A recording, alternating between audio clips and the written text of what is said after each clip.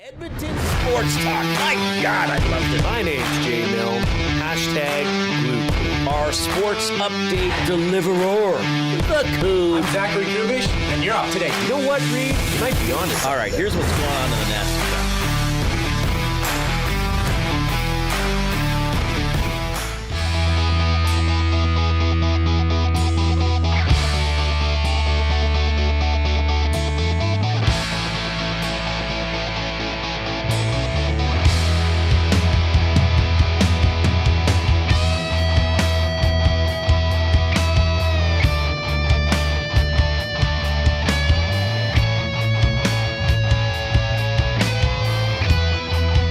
All right, I just want to clarify something here. I'm assuming many of you listening either work in an office environment or have at some point in your life.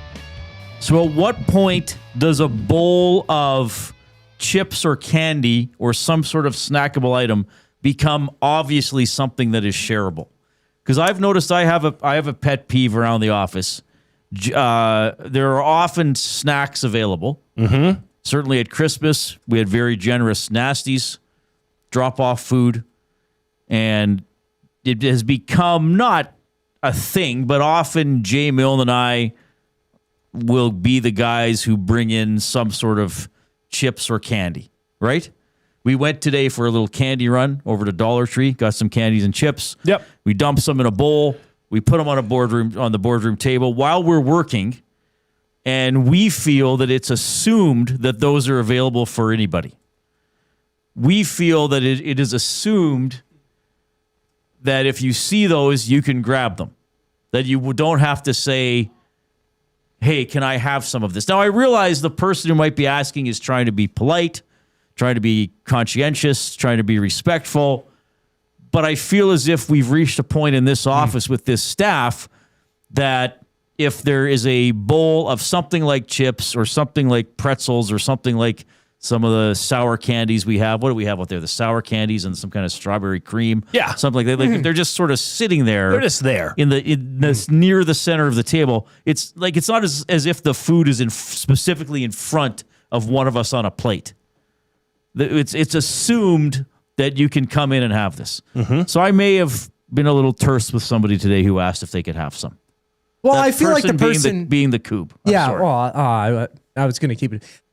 I mean, I try and be polite. Like, it's kind of my way of saying, hey, I kind of want some of this, but I don't want to just intrude. And, I feel like I'm getting in the way when you guys are doing your thing in the boardroom and I'm only popping in during a break. You guys went out to the Dollar Tree and got this stuff, like, which I appreciate. You guys paid, you guys took money out of your wallet, stood there, either used a card or whatever. But it was the effort to go out and pick up snacks for you guys and the rest of the office as well. So I just wanted to... Yeah, I guess. Maybe it was just the way you worded it. Because if you would have come in and just been like, hey, this for everyone?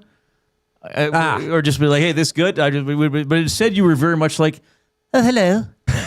Hello, I'm the Coop. Hello, I just was wondering. Could I possibly please have a morsel of you food? You don't need to beg. And please. And here's the other thing. It's probably not right or correct of you to assume that we actually paid for those goods at Dollar Tree. Yeah, you don't know how we got them. We don't know. We could have stolen. Well, I could have walked out. Not. That would be a more. Hang on, don't say that. I said we don't suggest that on the show. I'm just saying, you have your facts straight. Yeah. Yeah, well, that's like me assuming that the snacks were for me. Well, what if they weren't? Here's the deal, okay? All right? Here's how I want you to go at this moving forward. Okay. If it is in front of me, and it's in my reach, or if it's something mine. someone is eating with a utensil. If it's in front of me and there's a fork in it, yeah, your personal box. I'm claiming that as mine. Right. All right. Well, if there was 2 forks, maybe I'm looking for an invite. Okay. Yeah. But if it is in the center of the table or on an area of the boardroom table that nobody is currently occupying, that is more of a buffet. Hey, go ahead. It's candy. Have at her. Okay. But here's the thing. Do you actually think in this office we would just keep the chips? That's the best thing about this office is what's yours is mine, what's mine is yours. For the most part, we don't abuse it. Right. And I saw you brought in a couple cases of pop.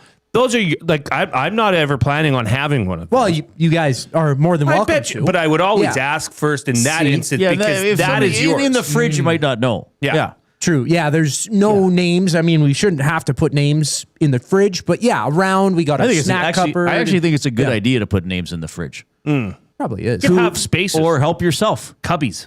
or we could have cubbies. Yeah. Oh, that's a good thought. Not But- cool. I'm just giving you a hard time. Oh, I you were understand. very Yeah. formal the way you asked. And again, given where the bowl was in proximity to Jay and I, like it was basically It was right by hard the for us to door. reach. Yeah, it was, it was out of, our It was reach. over your laptop. So you were like, "Oh, is this for everybody or just you guys?" Like, yes, Coob, it's a private meal, and we're keeping it where we can access it. May I enjoy Yes. a quick Please nibble of put- the gummy? Please light a candle for us. Anyway, now that we have that straightened out, we can straighten out some other things, including what's coming up this afternoon. We're going to have a great show for you. We're going to have some fun and some laughs. As always, we'll talk about your Edmonton Oilers, who were El Stinkaruno for the first 40 minutes last night and then made a rally that did not result in any goals in the third period. Some other things to talk about that happened during that game and something that was said after the game. This is the beauty of working with you, Jay. For the home games, I often ask questions after the games, and then sometimes you have to sit on your reaction until 3 p.m, including for Jay. And I don't know how animated or disgusted or just poo-pooed he's going to be about it. Something that Coach Knoblauch said after the game. Mm-hmm. And just to tease a little bit, well, if you do have sort of a adverse reaction to this, is it at Knoblauch or is it at the players for what he basically said? Knoblauch. I don't know. Oh, really? Okay. Yeah, I don't like. We all saw what happened in the game last night. I don't know if you necessarily need to divulge what he did. Oh, okay. Oh, I see. Okay. You know what I mean? Sure. It's unnecessary. There's no. Remember last week we were talking about building up a player and what Zach Hyman said about Trent Frederick taking that fight. Yes. He said, "Oh, good on him." You know, no figure or no coincidence. We scored right after. Well, that's building that team up. Right. This I felt was a little bit counterintuitive. Okay. Yeah. So we'll talk about that. We do have our staff meeting today, right after the show. So we're going to have some of our colleagues on who are staying. Might as for well. the staff meeting. Probably Dusty. I think Hernan, YouTube, Trev might drop in a little bit later on. So that'll be fun. Big weekend coming up in the National Football League. That's the 4-down league. So we're going to have Christopher Price on the show at 3 o'clock. He covers the Patriots for the Boston Globe. He's written books about the Patriots. He wrote a book about the Hartford Whalers. I was looking into that as well. So he'll be an interesting guy. He will check in at about 4 o'clock. You can check in a variety of ways. The number one way, the simplest way, and one we really appreciate it, is just by being an audience member to the show. iHeartRadio, TuneIn Radio, or maybe you're on YouTube. Share with other people verbally, text message, send them a letter, whatever, how they can consume the station. You know, where's Dustin Nielsen? Where's Matthew Iwanek? Where's that guy that used to play safety for the Bears? They're all on Edmonton Sports Talk. So let people know we're here. If you're on YouTube, subscribe to Edmonton Sports Talk, the channel, if you haven't done so already. And also give this show, so each individual episode of the show, the thumb count resets. Yes. Click that thumbs up button. Click, click, click. Must you click? Please, please click. Must you click? You must click. Thumb, thumb, thumb. So let's see if we can get to 100. At least we've been doing a pretty good job, really, for the last few weeks. So don't be a pleasure delayer. Get in there and click the thumbs up button, and then click share and send the show link off to other people. That's share, S-H-A-R-E, not share, C-H-E-R. But, you know, if you're a bit of an outlaw about it, you'll feel just like Jesse James. That was one of her songs. Feel like Jesse James? Just Like Jesse James is a Cher song. You didn't know that? No, it's not. Yes, it. Oh God, That's yes, it simply is. Just not like, true. Just Like Jesse James is a song by Cher. No, it's not. Yes, it is. Okay, Jay. play it then if you can, Hotshot. Okay. Really? Just like Jesse James? Just Like Jesse James. Should I is know a it? Cher Would I song. recognize it? I don't know why I know it, but I know it. All right, I got to get my computer going. I'll skip ahead a little bit here. Looking for some trouble tonight. Well, alright. Think you're so bad, drive the women folk wild. Shoot them all down with the flash of your pretty smile. Honey, but you're mad, Keep you're going. mad tonight. Well, that's right. You think you'll knock me on my feet till I'm flat on the floor, till my heart is crying in you, then I'm begging for more. So come on, baby, come on, baby, come on, baby, show me what that loaded gun is for. If you can feel it, I can take it. 'Cause if this heart is gonna break, it's gonna take a lot to break it. 'Cause I know tonight somebody's gonna win the fight. So if it's so tough, come on and prove What a it. banger. Your heart is down for the count, and you know you're gonna lose it. Tonight you're gonna go down in flames, just like Jesse James. Wow. There it is. Now you believe me. Why would I make up the names of Cher songs? I just wanted that to happen. That's why I approached that way. All right. I knew if I doubted you, you'd have no option other than to play it. That's a banger. Why hasn't anybody remade that? Like, when do you think that came out? It's just like Jesse James? 91, maybe? Maybe it was later than that. Probably early 90s. It was probably around this 1989. 89. And if I could turn back time, what was that 89 as well? It might be off the same album. I'm not sure. Wow. But those are the only 3 Cher songs I know.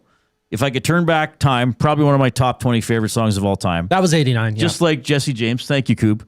Believe, which made auto-tune famous. And then obviously I Got You, Babe, with Sonny and Cher. Wow.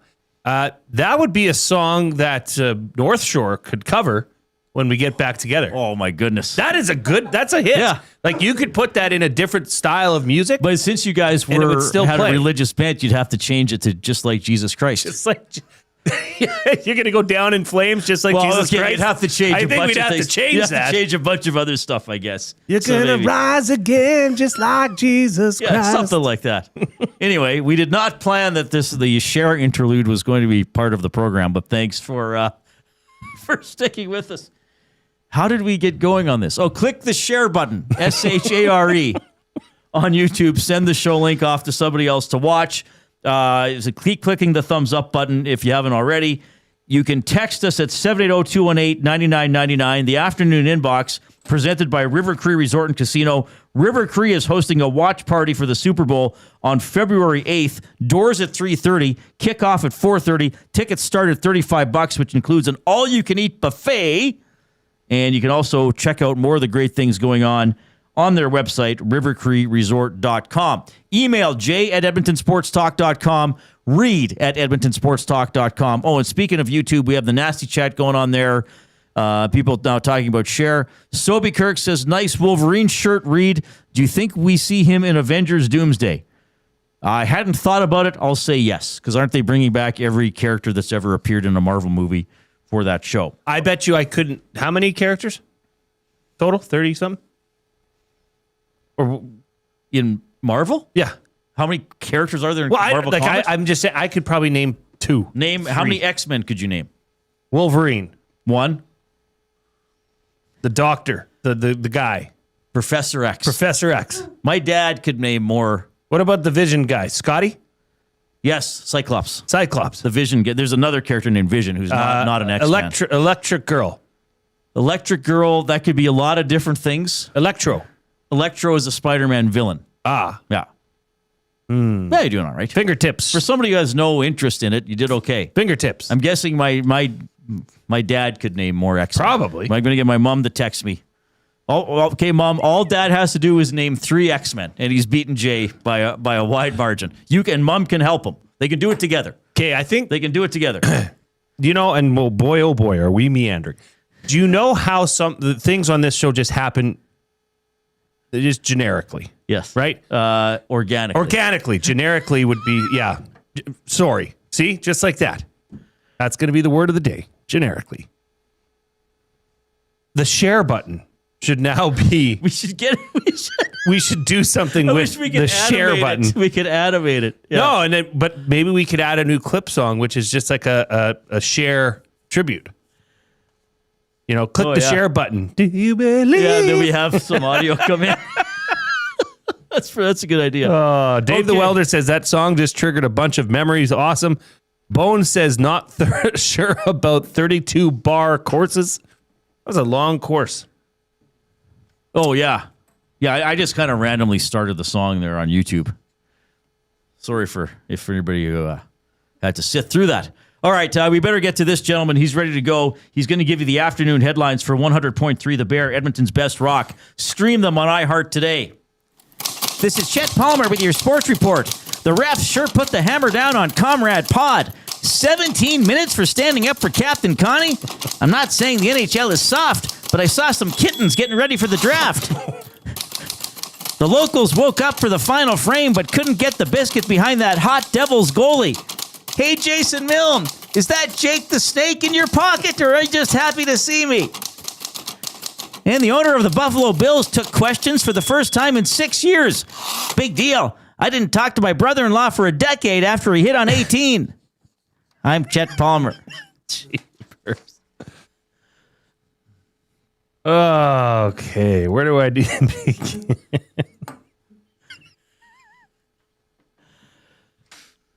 The kittens, really? I guess he thinks the NHL is getting soft. Well, we're going to talk about that instigator penalty in buying or selling coming up. Comrade Pod is just awesome. I love that. I like to talk about Comrade Pod, or I like when Chet talks about it. Devils. So Jake the Snake, that is in reference to Jake I think Allen. that's Jake Allen, isn't that? I don't think that's a Chet nickname. I think that's everybody's nickname. Jake the Snake Roberts was the former WWF wrestler, or WWF, yeah. Wow. The Bills owner. Oh, man, he made an ass of himself this morning. Yikes. All right, so I agree, Caster. Why is Chet so interested in what Jay has in his pocket? I think he just likes making a quip about it. Sure. Yeah, I can show you what's in my pockets, Chet. All right, so we one thing on this show we try to do is promote good word usage and book learning.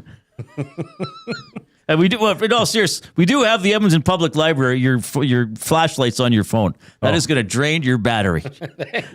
I was rocking out to share. We are proud to have the Edmonton Public Library as a sponsor on this show of Words of the Day. That's all you. Incredible work. Like we're proud to do that. I think we both, well, it also like we joke. We both believe that reading is good. Generically. Yes. Theoretically.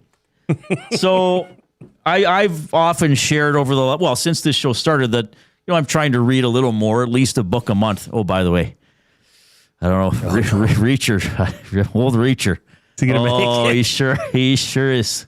He won't back down. Old Reacher won't back down. Didn't read a bunch of Reacher yesterday because I got the game, read maybe a chapter or two before bed. So I told Jay, I said, hey, I have a bookshelf at home, and I'll bring you a book to read. Because you said you haven't read a book since, 1982 or something like that? No. Well, probably since 2020. Right. Well, you're a busy guy. I'm due. I really don't do much. So I can sit there and read. But you said, go pick a book. Yeah. And I said, yeah, and I'll pick one that I think you would like. Okay. So I'm excited. I've been meaning to do this every day for about 8 days. So I finally brought in the book today. This is the book written by Jack McCallum, who I know from writing Sports Illustrated for a long. Did Jack McCallum pass away? Can you check that, Coop? Jack McCallum. When did he write this? What year did we have? 2012, I think. Anyway, he wrote a book, Dream Team, which is about the 92 U.S. Olympic basketball team, but it's kind of like a behind-the-scenes look back. I remember really enjoying that book, and as you see, I got it on quite a nice discount because I think I got it 2 or 3 years after it was new. So they were probably trying to unload the hardcover. So what did I get that for? $6, $5? Yeah, it was $28. You got it for $6. And I believe I bought that when I was visiting Onright in Santa Monica, and I was out for a walk, and I was like, "Oh, look at this book! There's a good deal on this book." So there's your book if you want to read it. And according to Wikipedia, he is still alive, 76 or 77. Who was it that passed? I think maybe it was Grant Wall, the soccer writer, WAHL. I think he might have died at a soccer match. Anyway, I'm just going to randomly read an excerpt Sure, from the introduction. There is little doubt that the dream team, like that red-haired lass you met years ago at a pub in Dublin, looks better in the soft, focused blur of nostalgia. This is now the dream team of blessed memories, says NBA Commissioner David Stern. They were the guy with the piccolo and the scrappy band of revolutionaries marching off to war. They forgot Charles elbowing the Angolan, Michael and the others covering up their logo, the cries of, "Why are we sending these teams? You're just trying to humiliate the other nations." Over the years, it became beatified. Oh, wow. Beautified or beatified? Beatified. Oh, interesting. Okay. Beatified. What does that mean? Beatified. Well, he may be quoting somebody.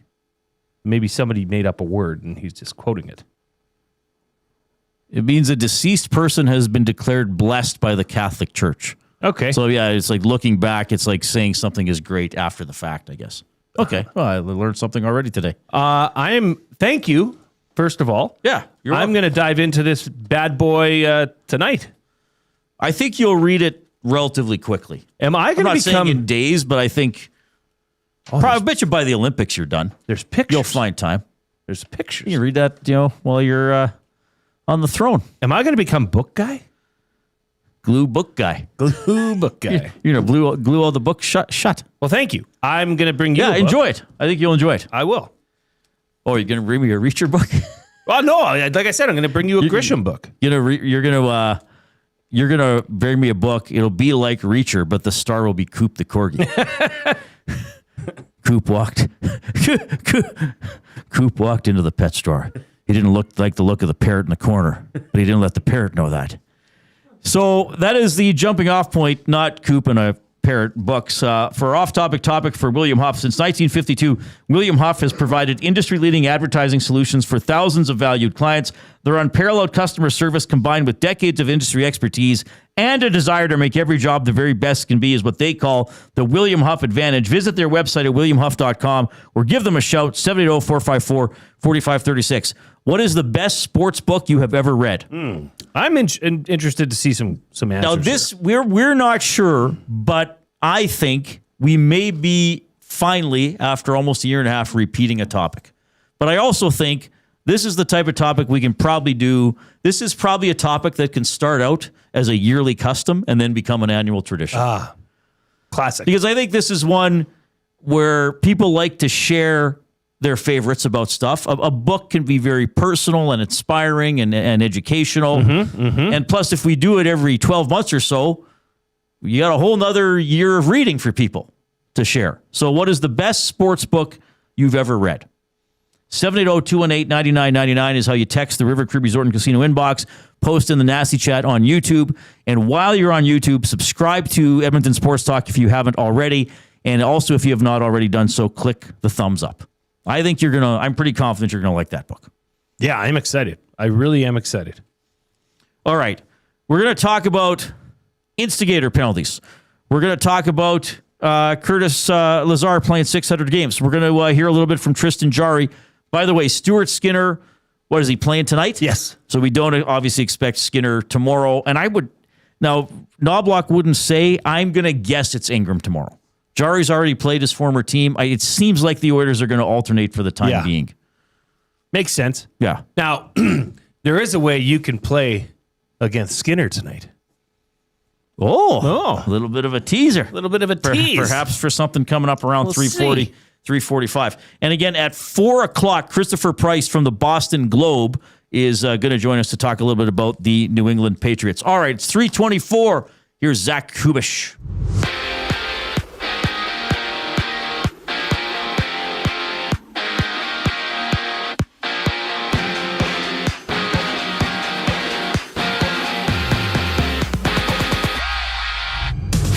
NHL action. Toronto plays host to Detroit at 5 to start things off. Jesper Woll gets a call for the Leafs, and around the league, Vancouver hosts Washington. Teddy Bluger returning for the Canucks. He's missed the past 2 games with a lower body injury. And it's Pittsburgh on the road in Calgary with the Pens facing the Oilers tomorrow. At home, the Oil Kings duel the Pats at 7. Edmonton looking for 2 wins in a row, currently holding 3rd place in the Eastern Conference. And according to ESPN's Jeff Pass, and Cody Bellinger has signed a 5-year extension with the Yankees worth over $162 million. The deal has opt-outs after years 2 and 3. Including a full no-trade clause. For the Texans, Joe Mixon's return to the team is up in the air, with Mixon sidelined all season with a foot injury he suffered the previous offseason.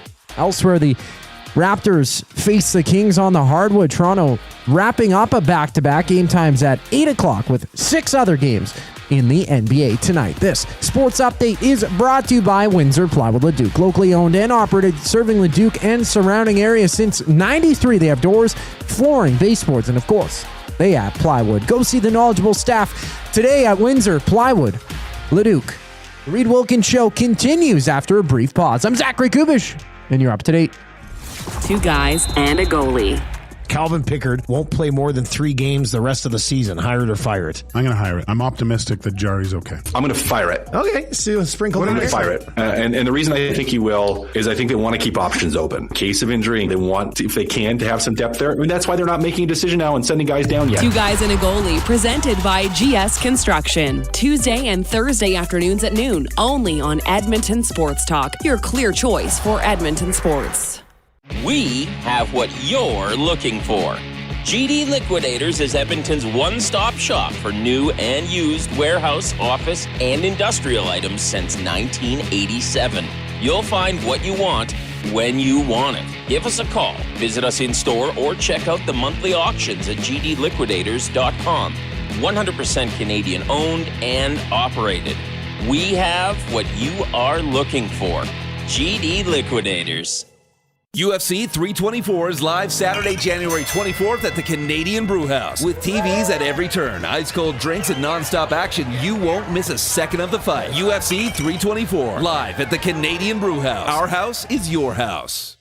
GCL Diesel has been serving oil country since 1972. From diesel cars to SUVs to pickups. From farm tractors to school buses to a big rig. From diesel generators to forklifts, GCL can test, troubleshoot, and repair all diesel fuel system components. Whether it's injectors, pumps, turbos, filters, or additive, GCL has the parts you need to keep your diesel running the way it should. For genuine diesel parts at wholesale prices, visit GCL Diesel in the West End or online at gcldiesel.com. GCL Diesel. Diesel understood.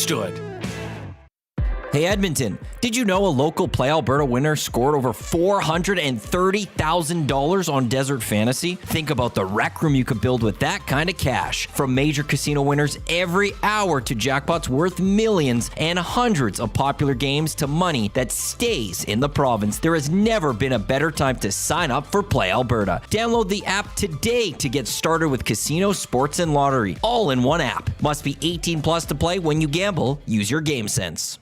Sentinel Storage presents Team Canada Ice Dancers, Piper Gillis and Paul Poirier on Support from Home. We're celebrating all the people at home, the people that have supported us. We know our community is going to be cheering for us, and we know the country is going to be cheering for us. Thank you, Canada. Sentinel Storage, official storage partner of Team Canada.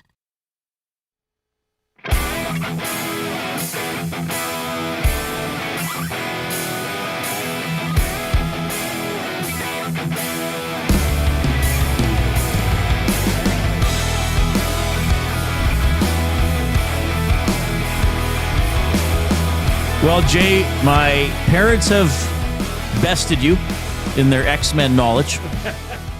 My mother has texted me Nightcrawler, Beast, Professor X, which to be fair, you said, Rogue, Cyclops, which you said, sort of. You said shooty eye, Scott shooty eye guy or something. Yeah. No, you also said Storm. Somebody in the chat was saying, is that who you meant? I said Fingers. That you meant Storm. Yeah, okay. So you did good there. So you actually kind of got to 3. Yeah, and who's the evil guy? Magneto, but his henchman. He has Blob, Juggernaut, Toad. What's the hairy guy or like the Beast? That's Beast. Oh, Beast. But Beast is good. Well, I think they might have made him bad now. Who was Gambit? Also, my parents knew Gambit. That's pretty good. And Jean Grey or Marvel Girl or Phoenix. Blue Girl. Blue Girl is Mystique. Yeah. Not that bad. But I'm not surprised your parents have a better No, well, understanding. that's not your world. They've had to deal with a son who's into comic books for the last 50 years, basically. So by osmosis, they've picked up on some names or had to watch the movies or things like that. Well, yeah, it's like I know the characters of Toy Story or like Frozen. Yeah, see, I don't know any of those. But that's Elsa beside and Olaf. Yeah. Elsa, Olaf. Is it Elsa? Yeah. Olaf? Olaf. And then the other sister is, of course, as we all know, Gwynnifer. Anna, of course.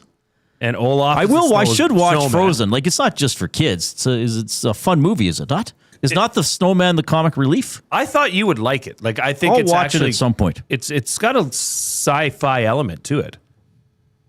Magic. Yeah. Kristoff. He's good. Yeah, Kris in the Nasty Chat. Luke Hughes going on LTIR. Yeah, I was talking to someone with the Devils last night who indicated to me that this would be beyond the rest. Because they say, he'll miss the rest of the road trip. I was talking to someone with the Devils in the press box. Well, even when we had it'll be a while. Yeah. Even when Ken Danico was on, I think he was not saying everything, but in a roundabout way, he was like, I think it's going to be a little probably not great. Yeah. Hey, the Devils come through Alberta, win both games 2-1, get their points. I mean, they still have a shot at the playoffs. I mean, they're out right now, but in the East, as we know, things can change pretty quickly. Lots coming in, Reid, for the off-topic topic for William Huff. Best sports book you've ever read. Tube Sock says easy answer. Goaltender by Jerry Cheevers. Sorry. Okay. Smith TM14. Football for a Buck. Original USFL. The Year of the Rocket. I read Football for a Buck. That's one of the Jeff Perlman books. That's really good. Yeah. And Nolan from St. Albert. Golf is not a game of perfect in putting. I think so. That's the thing. Like, we're gonna get books that because there are so many books out there. Dave in Section T. He was here the other day. Yes, Did he pick something up? Yeah, he got his book. He actually won a book. Oh, hey, that's right. He won the Steve Sandor's book. Yeah. He says Instant Replay was the best. Jerry Kramer's account of the Green Bay Packers' first Super Bowl. That's The Franchise was the best sports fiction book. Peter Gent, North Dallas 40 author. Story of a fictional Texas pro team. I've read North Dallas 40 as well. That was very good. Yeah. And he also adds, is that Kenny the Snake Stabler in your pocket, or are you just happy to see me? Oh, my goodness. Vincenzo says, Michael Jordan, The Life is an awesome book. Bet Dusty would like that one. LOL. Keep them coming. 780-218-9999. And post in the Nasty Chat as well, your best sports book you've ever read. This will be fun. There's a new Def Leppard song coming out. There's a new song coming out, I think tomorrow. I believe it's called, is it called Rejoice, or are they just marketing it Rejoice? We have a new song. To me, it looked like it's called Rejoice. Are you excited? To be honest with you, I am not that excited. I will listen to it. I'm sure it'll be fun. But what if this is then once I hear it, then if it's, what if this is their biggest hit ever? I think at this point in their careers, given the musical landscape, it won't be. What if this is bigger? Here's a question. What if this is bigger than Pour Some Sugar On? Impossible. No, it's not. It's highly unlikely. Highly not in unlikely. Today's day and age, Reid. What if the young kids get a hold of it? They won't. What if it turns into a memeable TikTok song? Probably won't. Can you imagine if Def Leppard becomes a TikTok song? That would be incredible. If Pour Some Sugar came out today, it wouldn't be. It was the perfect song, perfect album at the perfect time. Well, some of those old songs actually become popular. Like there was a Thunderstruck song, I think, Pour Some Sugar on Me. It was actually TikTok popularized. Yeah, well, Pour Some Sugar on Me, it's got a Yeah. great chorus, right? Like, but I've told the story how I've had people who have known Pour Some Sugar on Me and didn't know it was Def Leppard. That's how good it is. And then I've been like, here's a song I've liked, and they're like, oh, that's that song. I think Thunderstruck, though, is a song that never went away because it's played so often at sporting events or on sports montages. Like, you think of Welcome to the Jungle, Thunderstruck, Enter Sandman, Machine Head. Like, they kind of never went away. Like, they immediately became arena songs. Yeah. I think Def Leppard, mid to late 90s, early 2000s, kind of went away except for hardcore people like me. And then now they're sort of a nostalgia band. So I would be surprised if they ever released a single that really caught on, quite frankly. Like was known mainstream, like as widely as a Taylor Swift song. Right. Or ish. But I'm excited for you. Maybe it'll be fun. I can't wait to hear it with you tomorrow. Actually, I'm not. You're not even here tomorrow. Friday. Yeah, I'll re-listen to it. Yeah. Okay, what were we talking about? Oh, yeah, we want to get into some Oilers stuff here. Buying or selling, presented by Damon Bunting, a consistent top-producing realtor in the greater Edmonton area for over 18 years. He and his team would love to help you find that right home or make the move from your current home. Community-driven, he understands what it takes to make a difference in our city. Check him out, DamonBunting.com, Instagram handle, Damon Bunting Real Estate. I would like to read directly from the page of the rulebook, which I printed up earlier today. A player who is deemed to be the instigator of an altercation shall be assessed an instigating minor penalty, a major penalty for fighting, and a 10-minute misconduct. That is the rule. Buying or selling, that's appropriate punishment. Selling. I'm also selling. I don't think anybody... At some point, okay. 17 minutes, Reid. For instigating a fight. And it's not like he came in and Kovacevic was not expecting it. Right. He was ready to go. He didn't dummy him or sucker him or, something where the guy wanted to cower, didn't want to fight. No, he was game. He was ready to go. I mean, if you look at the replay, they dropped their gloves damn near simultaneously. Would you like me to read more from the rulebook? Oh, I can't wait to hear this. An instigator of an altercation shall be a player who, by his actions or demeanor, demonstrates any/some of the following criteria. It's actually hilarious to read sports rules out loud. Yes. Okay, so here are the criteria which could make you an instigator, either by your action or demeanor. Like a ref could actually be like, that's an instigator. He was looking at him funny. Okay, so here you didn't see it, but I got it all. I saw it. You looked mean, okay? Distance traveled. Okay. Gloves off first. First punch thrown. Okay, I'm not making these next 4 words up. These are in the rule book. Because we were just menacing attitude or posture. This makes you never want to watch the NHL again. Well, no stone left unturned, Reid. Verbal instigation or threats. Conduct in retaliation to a prior game, in brackets, or season incident. Right. And then obvious retribution for a previous incident in the game or season. So what did Podkolzin do? Would distance traveled be? Obvious retribution. Obvious retribution. Because whose gloves were actually off first? Was it not pretty close? Podkolzin by a right. Very slim margin, I believe. So that is... Coop's going to play it up on the screen. Oh, do we have it for video for people on YouTube? Yeah, if you're on YouTube. I haven't watched it again today. So that's... But it was darn close as to whose gloves came off first. Distance traveled, no. It was not even a stride. He's right there. And Kovacevic like, hey, we're going. Goes to him. Well, he knew he hit McDavid. He was ready. He knew that was a cheeky hit. So what are we arguing? Because you can't say that did the refs this was obvious retribution by Vasily Podkolzin. The problem I have is this whole 17 minutes of time.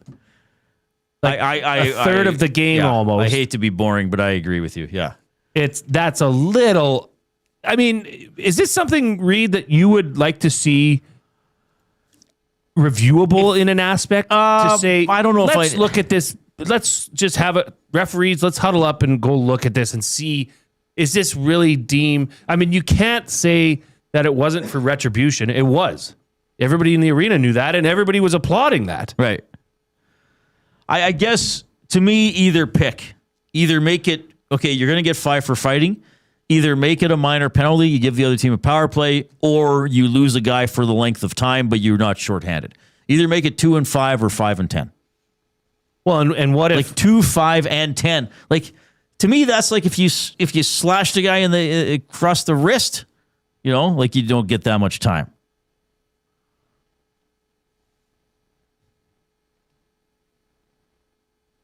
right? What if Kovacevic had a...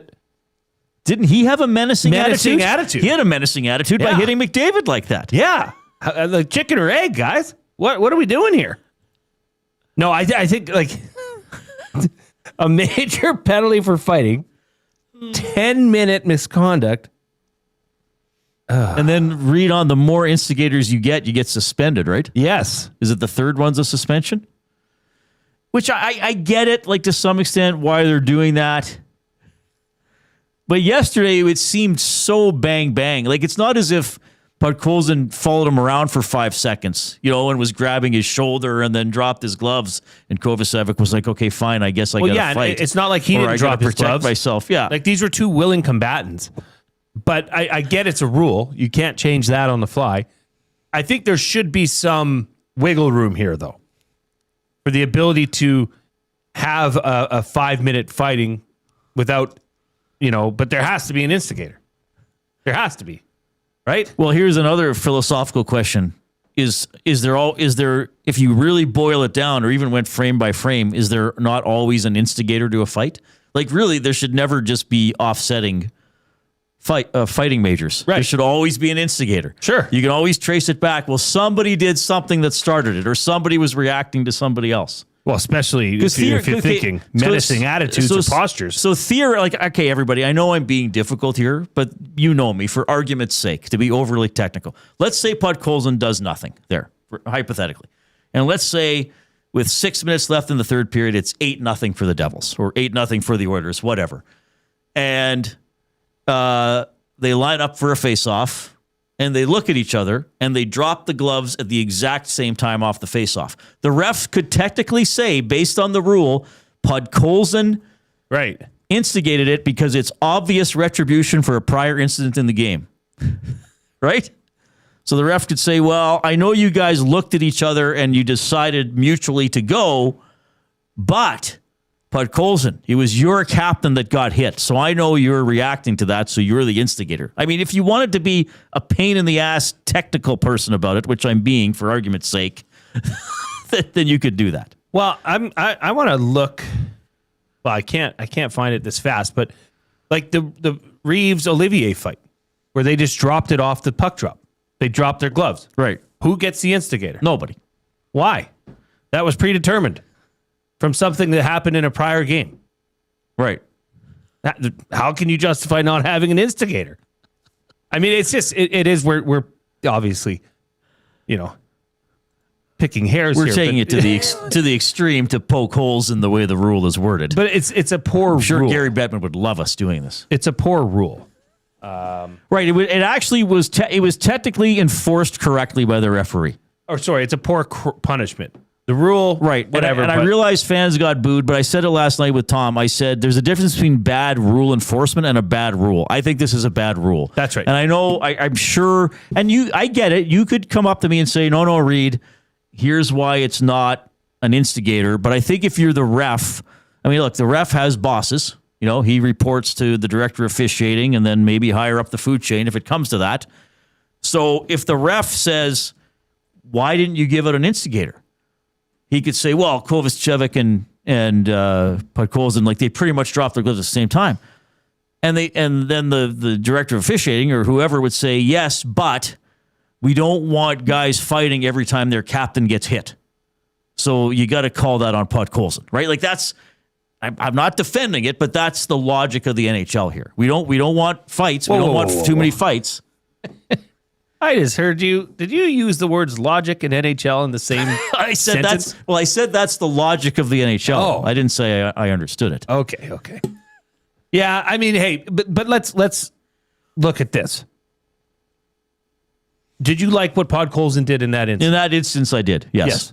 I don't think anybody disliked it. And in that situation, early in the game, like, hey, 2-2 with 6 minutes left, maybe you have to take a number and do it next year. Yeah. Because you're trying to win a game. At that point in the game, I don't mind it. And Lazar even said after, those are the type we'll kill off. Yeah, sure. And you could see McDavid was steaming mad about it. Yeah. Do you think, let me ask you this, Reid. Do you think there's any other Oiler right now,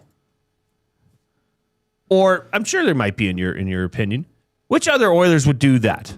If given the situation, given it was a high hit on your team captain, and let's say hypothetically you could have any Oilers on the ice, who do you think would step up and do that? I don't know if there's many. I mean, Nuge might. He did Sure. do it. Didn't he do it? Wasn't that the Justin Hall fight stemmed out of that? But I mean, he only has 5 fights in his career. Do you think Lazar would? Maybe. Right? Yeah, depending on who you would want Frederick to. But let's put it this way. If these injuries didn't happen and Leon Draisaitl was not away on family business, nothing would have happened after that. Probably not. Right? Yeah. So kudos to Vasily Podkolzin for doing what you should do when your star player is hit like that. Here's Knoblauch after the game. Yeah, the first part of it, gloves are up high on McDavid. And then Podkolzin responds. He goes in there for the fight. And, I think they're assuming that Podkolzin was just going in there for the fight. He could have been forechecking. He's skating in that direction. And, with the other player, obviously was anticipating a fight. His gloves go off first. But with the referees, they assume there's a hit, there's a player that's skating in that direction, it's automatically going to be a fight. And whether that was Podkolzin's intent or not, he was going in that direction, becomes a fight. Leads to the call that happened. All right.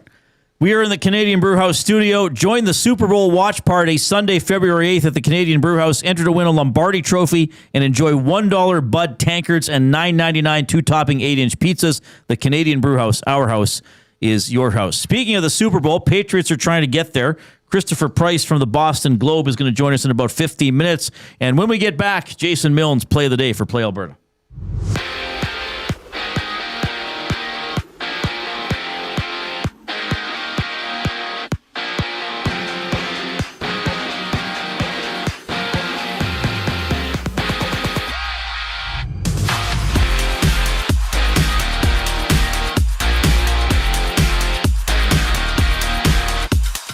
NHL action. Toronto plays host to Detroit at 5 o'clock to start things off in the NHL tonight. Jesper Wall gets a call for the Leafs.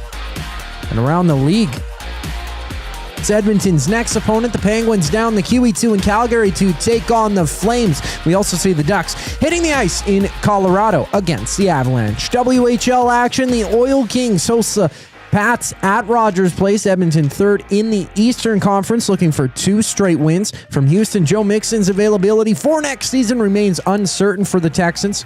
He sat out all last year with a foot injury he suffered last offseason. 7 games in the NBA. Toronto with a date against the Kings at 8 o'clock. Around the league, OKC visits Milwaukee, and the Cavs and Hornets tip off at 5. To the MLB, ESPN's Jeff Passan has reported that Cody Bellinger and the Yankees have agreed to a 5-year deal worth $162 million. The contract includes opt-outs after years 2 and 3 with a full no-trade clause. This sports update is brought to you by Paramount Flooring. Paramount Flooring wants to give you more. Get free premium underlay included with any in-stock carpet purchase. Are you ready to treat your feet? Catch them in-store or online at ParamountFlooring.ca. Jay's Play of the Day up next here on the Reid Wilkins Show. I'm Zachary Kubish, and you're up to date. The Oil Stream. Outside of the core 4 up front, is Podkolzin the next most important forward on the team? Outside of Nugent Hopkins, McDavid, Draisaitl, and Hyman? No. I'd say I'd put Roslovic ahead of him. Oh, I think I'd probably take Podkolzin. And then there's not much else after that. Savoie and Howard will get into the conversation in a little while, I think. Yeah. Give them The time. Oil Stream, presented by Boston Pizza. Monday, Wednesday, and Friday afternoons at noon. Only on Edmonton Sports Talk. Your clear choice for Edmonton sports. Running your own small business takes courage, and as it grows, so does your team. That's why Alberta Blue Cross offers health, dental, life, disability, and wellness benefits designed for small businesses, because we know a healthy team means a thriving business. Join over 5,000 Alberta businesses who have chosen us to help their business grow and succeed. Alberta Blue Cross takes care of you and your employees, so you can take care of your business. Visit ab.bluecross.ca to find a plan that's right for you. At Firehouse Subs, our subs are freshly toasted, stacked high, and crafted to satisfy. Each sub is piled high with premium meats, melty cheese, and toasted to perfection. Firehouse Subs brings bold flavor to every bite, all served on a freshly toasted roll. But we're not just feeding Edmonton, we're fueling it. Dig into the brisket hat trick, piled with slow-smoked brisket and melty cheese. Or go to the Firehouse Subs fan favorite, the Hook and Ladder. Made to order with smoked turkey, honey ham, and Monterey Jack cheese on a perfectly toasted roll. With 15 Firehouse Sub locations across Edmonton and the greater area, it's easy to grab a hot and hearty sub close to home. Firehouse Subs. Hot, hearty, made to satisfy. Looking for flooring? Paramount Flooring has it all. Sales, service, and expert installation. With options for every style and budget, open 7 days a week. We've got you covered. Quick delivery and in-stock deals. Plus, EST listeners get 10% off. Visit ParamountFlooring.ca today.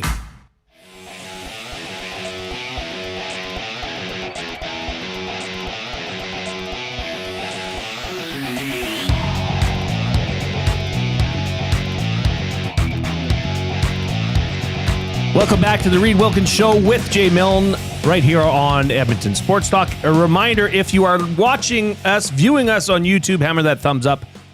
And boy, oh boy, Reid, the River Cree Resort and Casino inbox is it's getting full. Good. There is a lot of hot takes / discussion about, go figure, the Instigator penalty.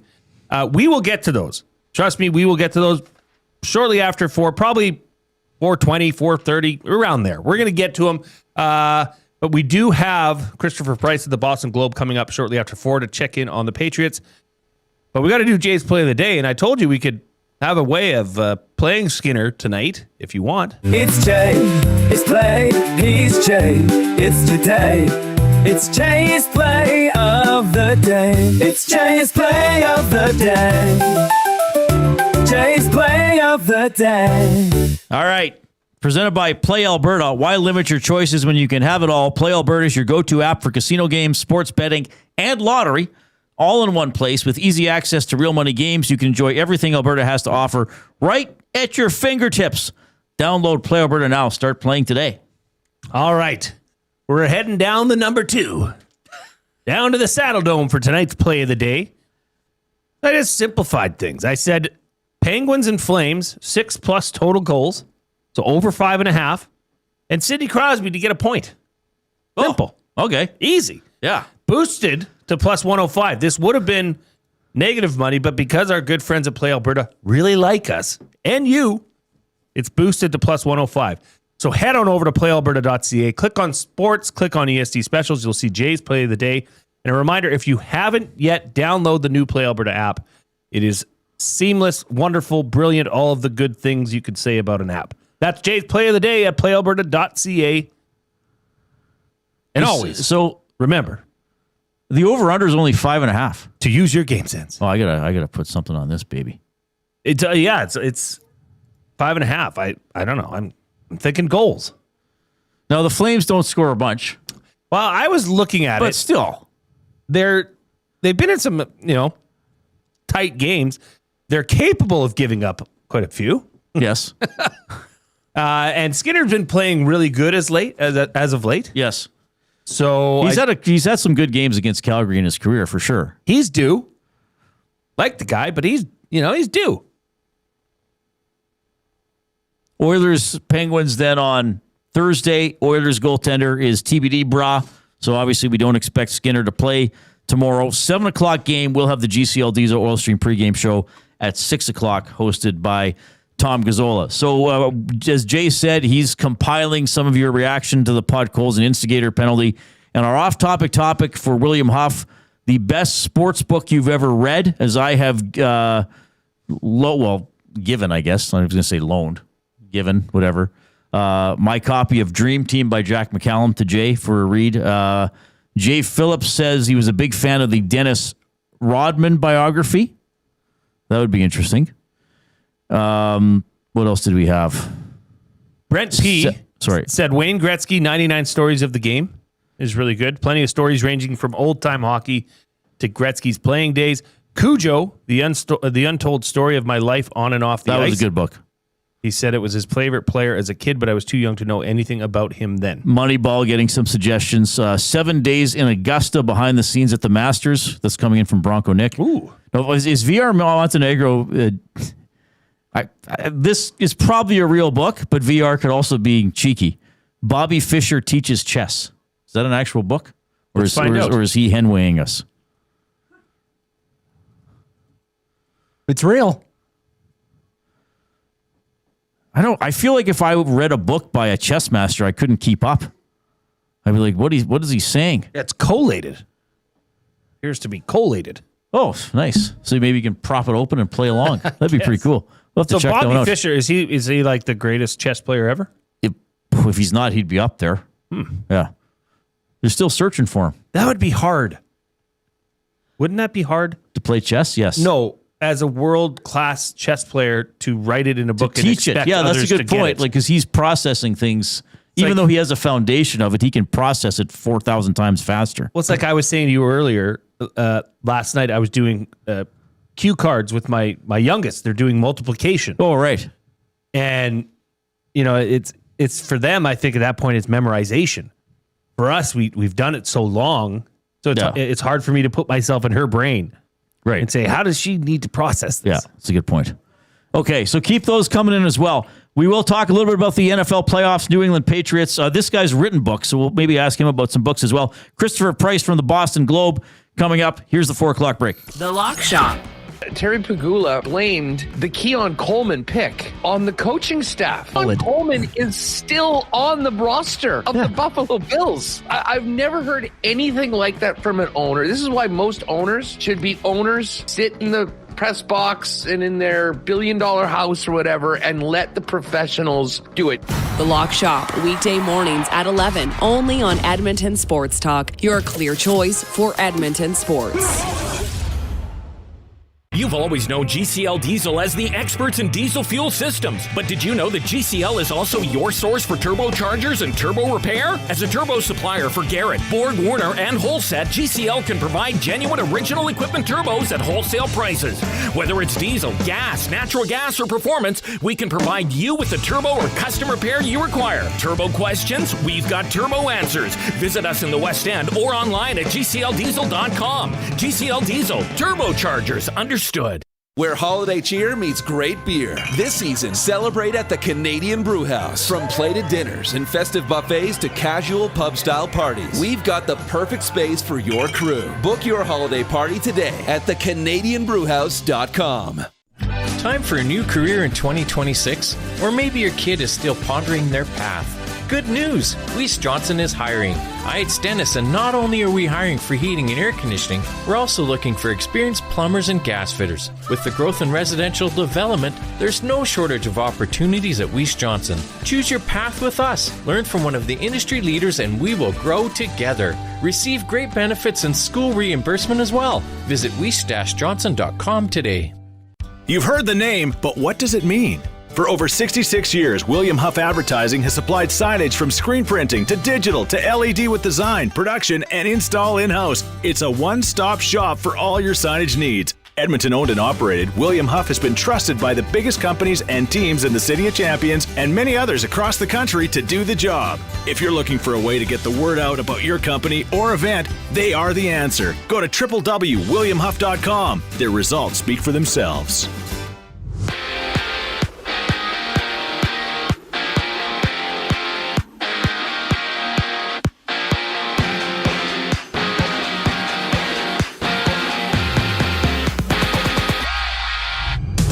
From New Jersey, Luke Hughes has been placed on long-term injured reserve by the Devils with a shoulder injury. The move is retroactive to January 19th when the Devils played the Flames. Colton White has been recalled from the AHL in response. And on the ice tonight, Toronto plays Detroit at 5. The Canucks and Caps face off out west. Teddy Bluger returning for Vancouver. He's been out 2 straight games with a lower body injury. From Calgary, the Pens and Flames face off.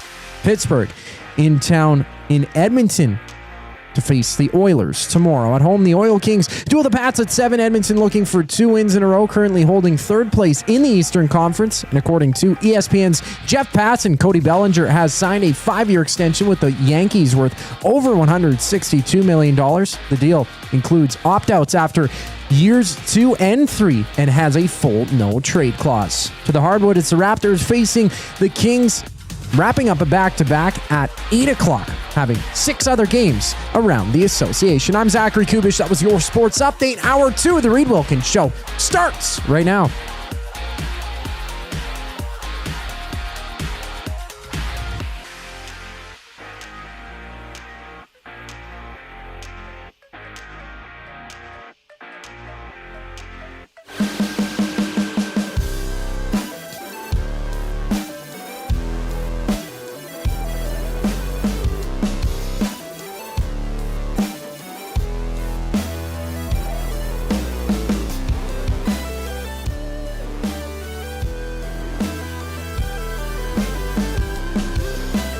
Appreciate you joining us this afternoon. Edmonton Oilers skated earlier today. Of course, they're going to be going with 11-7 again tomorrow against the Pittsburgh Penguins. Once again, Leon Draisaitl expected to rejoin the team later this week. That was the word from head coach Kris Knoblauch, as the Oilers once again cannot get their 3rd consecutive victory of the season. This is kind of like an unofficial thing. It was something I looked up. The longest it's ever taken them to win 3 games in a row in a season is 55 games back in 91-92.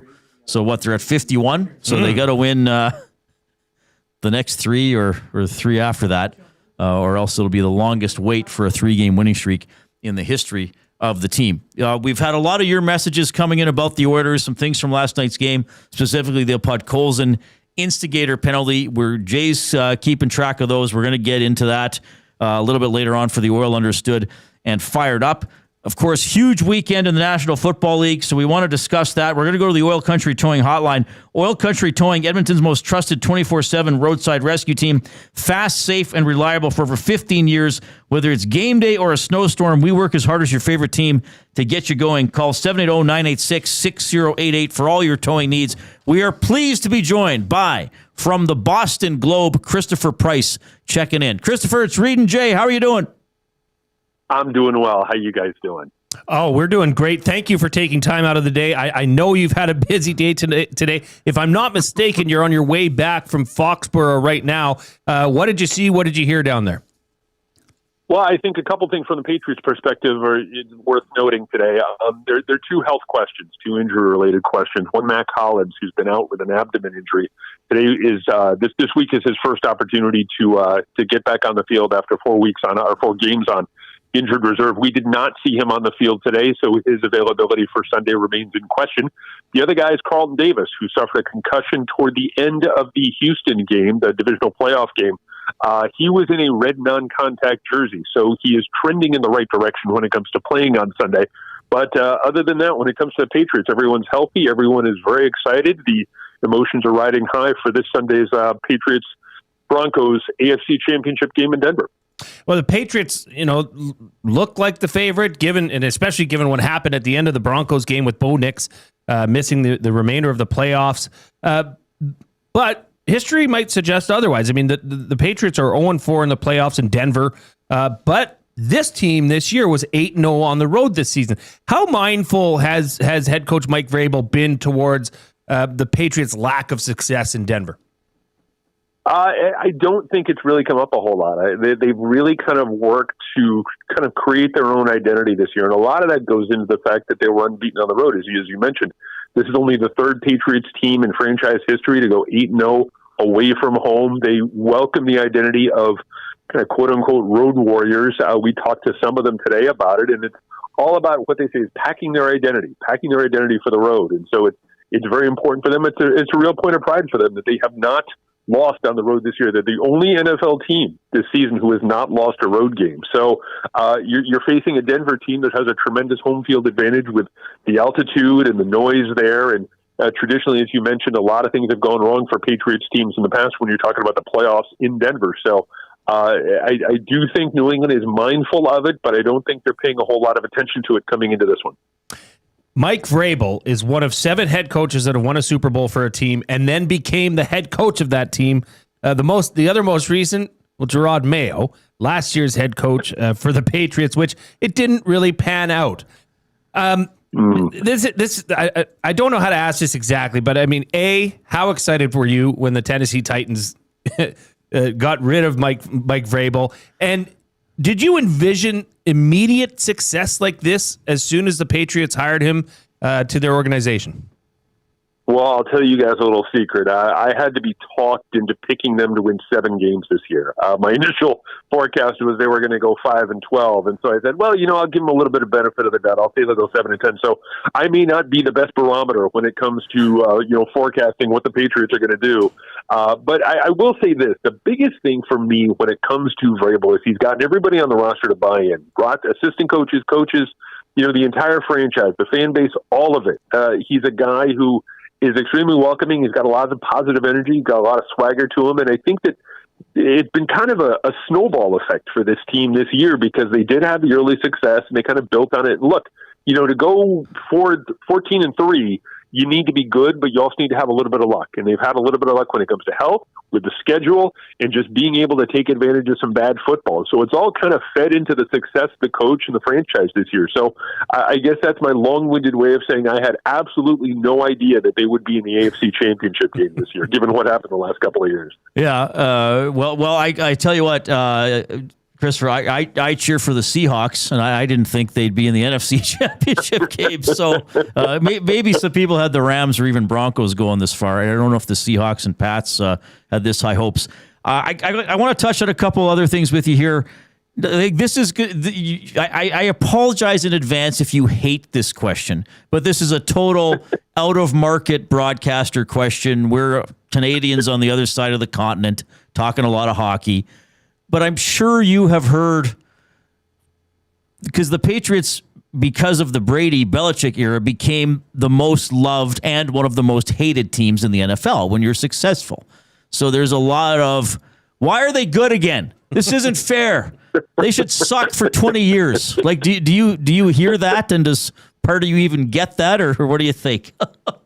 Yes, there a colleague of mine the other day wrote about how there are second graders who have not seen the Patriots reach an AFC Championship game. And so now their long national nightmare, their long nightmare, playoff free football is over. So yeah, I totally get that. I really do. I also will, it just kind of underscores the fact, it's something that I told a friend who covers the Chiefs. And I said, this was a couple of years ago. And I said, look, man, it can go away just like that in a blink. It can all end tomorrow with an injury, with infighting, with, whatever he said, she said, whatever the case may be. So I'll say that. I think Patriots fans are enjoying this a little bit more because it's the second time around. You very rarely get to catch lightning in a bottle. And so quickly, immediately after, you have your dynastic run of success. So the other thing too, that's really important to remember, this isn't like the Death Star anymore. You hear the Belichick years. It was very kind of, you hear the Imperial March from Star Wars and you kind of, the hoodie and all of that. This is a kinder, gentler Patriots team led by a guy in Mike Vrabel who, when you don't hear this phrase an awful lot in NFL locker rooms, is a very empathic coach. And so it's a different group of guys. It's a different, coaching staff. It's a different front office. And so I think that being the case, I think you can go ahead and say this is just a different team. It's a different run. And so they've kind of done their best to kind of separate themselves from that group. Okay. We every day on this show, we do something called an off-topic topic. And today it's about sports books. You got Reid here. I lent Jay, my co-host, my copy of Dream Team by Jack McCallum. Great book, basketball book. And I know you wrote the blueprint, very well known about the Patriots. I believe you wrote a book about the Hartford Whalers, which in a WHA city like Edmonton is going to resonate. So I'm gonna let, if you are willing to go along with it, I'd love to hear your off-topic topic. But because you're a writer yourself, I'm going to expand it for you. You can give your favorite book that you've written and give that a plug, and then the favorite sports book that you've read written by somebody else. Okay, my favorite book that I've written is probably, I do have a soft spot in my heart for the first book that I did, which is about the history of baseball in Cape Cod. It was called Baseball by the Beach. Came out in 1998. It's this great little niche New England book that kind of looks at all of the great college baseball players. There's a summer college league on the Cape that have kind of come and gone, and it goes all the way back to the 20s with Mickey Cochran and other Hall of Famers, and it's just this perfect little snapshot of Norman Rockwell Americana that I really enjoyed doing, and it was a lot of fun. That was the first book I did. My favorite book that I ever did was probably Drive for Five, the history of the 2016 team.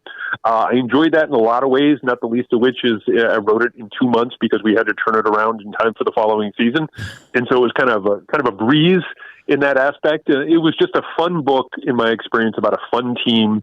It was just a really remarkable year for the New England Patriots. So those are my two, my two favorite books that I've written. I think I'll say this off the top of my head, the book that comes to mind is Last Night of the Yankee Dynasty by Buster Olney. When it comes to, looking at the growth and development of a franchise, a successful franchise, I use that an awful lot when, I did some of the other books that I've done, the Blueprint about the Patriots, and I do have an affinity for the book Moneyball. I'll also say this as well, and this is a book that I think is out of print now. It's called Beyond the Sixth Game. It traces the Red Sox from 1975 to 1985, and it was written by the great Peter Gaiman. So those are just a couple of the ones that I really liked, and I hope if you haven't read them yet, go out and pick them up. Okay, and we'll plug. So your Whalers book is Bleeding Green. Yes, okay. Yes, that was one that was near and dear to my heart, man. It was 6 years. It took me 6 years, and I got to tell you, as a kid growing up in Connecticut, there was nothing cooler than a couple of years ago when I picked up my phone and said, "Hey, Kris, this is Ron Francis. How you doing?" Oh, that's incredible. Well, I got to tell you, as you know, hockey's the number one here in Edmonton. We were in the World Hockey Association. So there's a gentleman, I don't know if you've ever crossed paths with Ben Maller out of Los Angeles. He's been on the show a couple of times. Yeah. So when he's been on the show a couple of times, and we've given him Canadian trivia. And last time he was on, I said, "Do you know the name of the league that the Oilers and Wayne Gretzky played in?" And he was like, "I don't know." He's like, the American Hockey Association or something like that. So, of course, so you would know about not just the Jets and the Nordiques, but the Toronto Toros and the Cincinnati Stingers, all those clubs. Oh, yes. Yes, there was. I can also tell you there was a game in 1984, and I hit on this in the book, that I think some of your Edmonton, your Oilers fans might know about. This was when the Whalers were still kind of on the come up a little bit. They just left the WHA, and they were good, but they weren't as good as Edmonton. But Edmonton came into the Hartford Civic Center, the old mall, the old Civic Center, and the Whalers stomped them 11-0. And that was one of the seminal moments. I was 14 years old. That was one of the seminal moments of my childhood, my teenage years, watching the Hartford Whalers just croak the great Edmonton Oilers. And so that is still one of my favorite memories. We got when the Whalers beat another team or would shut out another team, you would get chili at the local Wendy's, and so everyone was all excited. You could take your tickets up to Wendy's and get chili. So that was a big thing. That we got to dine out on chili at the expense of the great Edmonton Oilers. That's an amazing story. I think that was part of a 5-game road trip with Gretzky injured when the Oilers lost all 5 games. I think I was 10 when that happened. Yeah. And it was also too. That Yari Curry wasn't in the lineup as well. Oh, so right. There was Okay. no Gretzky, no Curry. So, I remember Paul Coffey telling a story that it was 7 or 8-0 for the Whalers after 2. So Sather says, we're getting our asses kicked. It's a terrible road trip. Win a period. And the Whalers dump it in off the third period face-off. Coffey retrieves the puck, goes to start skating up ice, and the puck gets stuck on the freshly Zamboni'd ice. The Whalers tap one in to make it 8 or 9-0. It was like, oh yeah, win the period, Slats. Not happening tonight. All right, I'll have to read that because the Whalers are interesting. I used to work with Rob Brown, who was briefly a Whaler, so there is a lot of interesting history there. Oh yeah. It was a fun time, and look, the logo still is tremendous. It still resonates with people.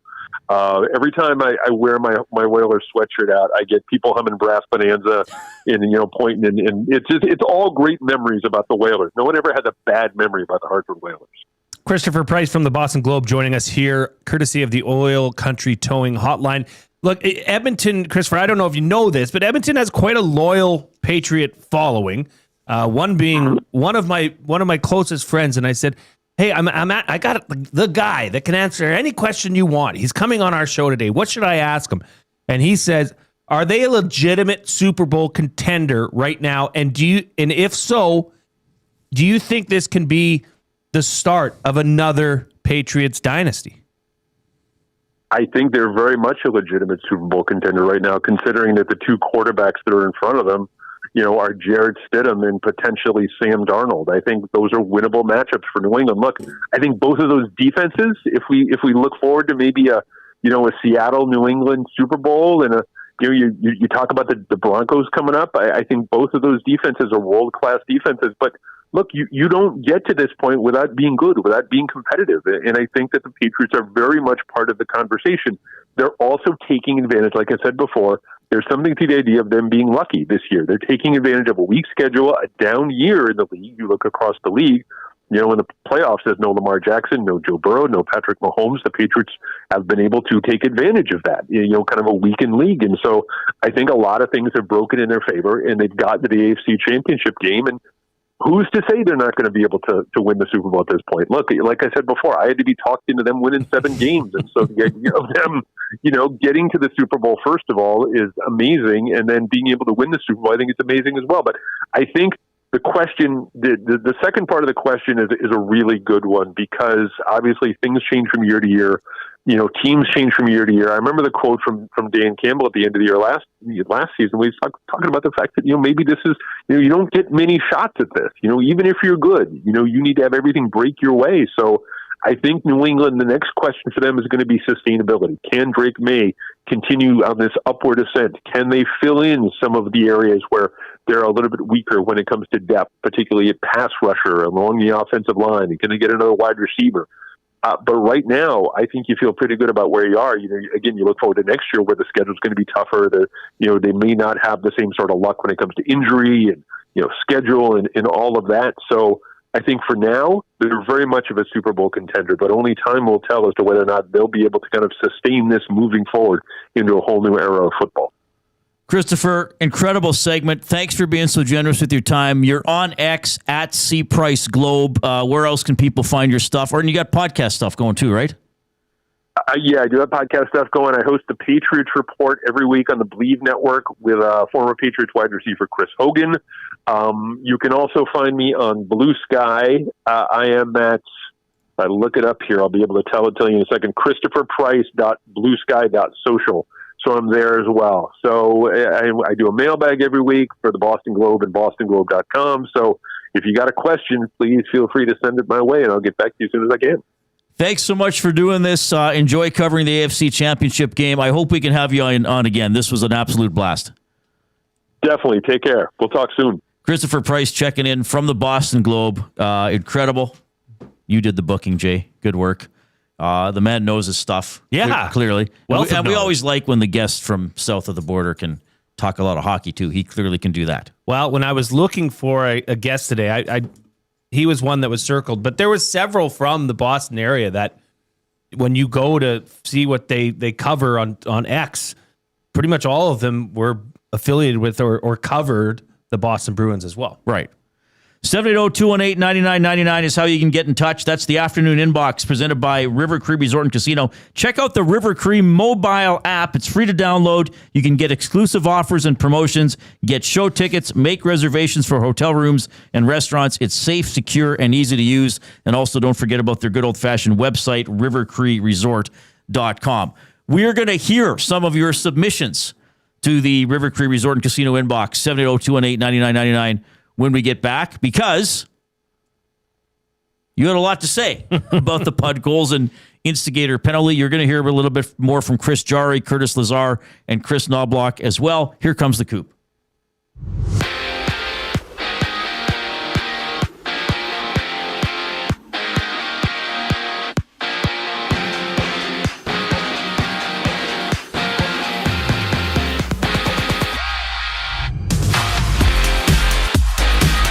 The Devils have placed 22-year-old Luke Hughes, a long-term injured reserve. He went down with a shoulder injury Monday against the Flames. Ice level, there's 6 games around the NHL tonight. The Flyers and Mammoth go at it. The Flames and Penguins face off with the Red Wings, battle the Maple Leafs. In WHL action, the Oil Kings host the Pats at Rogers Place. Edmonton, third in the East, looking for 2 straight wins, while Red Deer sits third last in the conference. 7 games in the Association. Toronto with a date against Sacramento at 8 o'clock.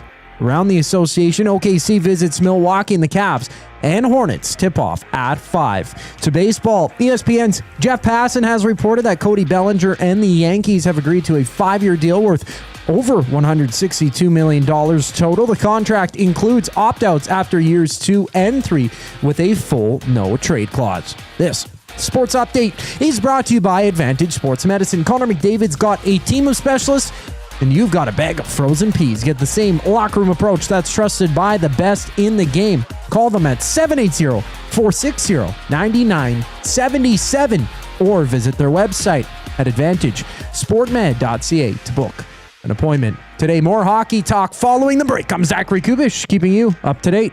The Nielsen Show with Lieutenant Eric. Gaz, he's our GS Construction hockey insider and analyst. He makes the hit, turns around, and his gloves are off before Vasily's are. Give me a break. That is the definition of 2 willing guys. Yeah, I get it. You're like kind of forcing him into it, but at the same time, he doesn't have to do anything. How many guys do you see in the NHL? You don't have to fight if you don't want to. Yeah. Every single guy on the Florida Panthers, right? From Brad Marchand to AJ Greer. The Nielsen Show with Lieutenant Eric. Weekday mornings 6 to 9. Only on Edmonton Sports Talk. Your clear choice for Edmonton sports.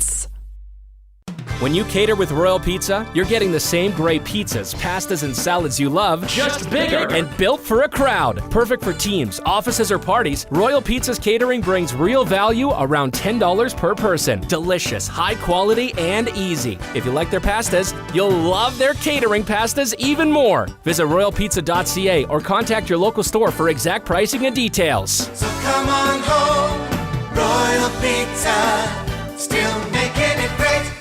At Firehouse Subs, our subs are freshly toasted, stacked high, and crafted to satisfy. Each sub is piled high with premium meats, melty cheese, and toasted to perfection. Firehouse Subs brings bold flavor to every bite, all served on a freshly toasted roll. But we're not just feeding Edmonton, we're fueling it. Dig into the brisket hat trick, piled with slow-smoked brisket and melty cheese. Or go to the Firehouse Subs fan favorite, the Hook and Ladder. Made to order with smoked turkey, honey ham, and Monterey Jack cheese on a perfectly toasted roll. With 15 Firehouse Sub locations across Edmonton and the greater area, it's easy to grab a hot and hearty sub close to home. Firehouse Subs. Hot, hearty, made to satisfy.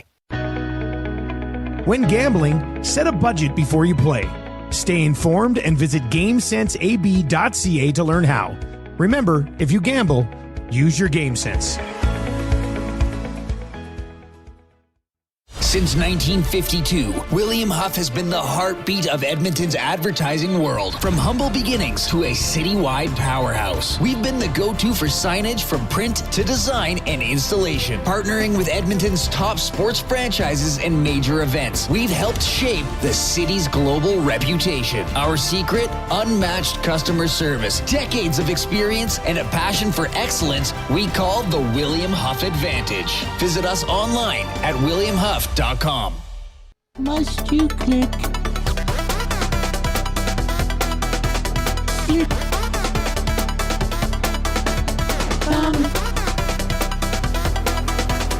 Must you click?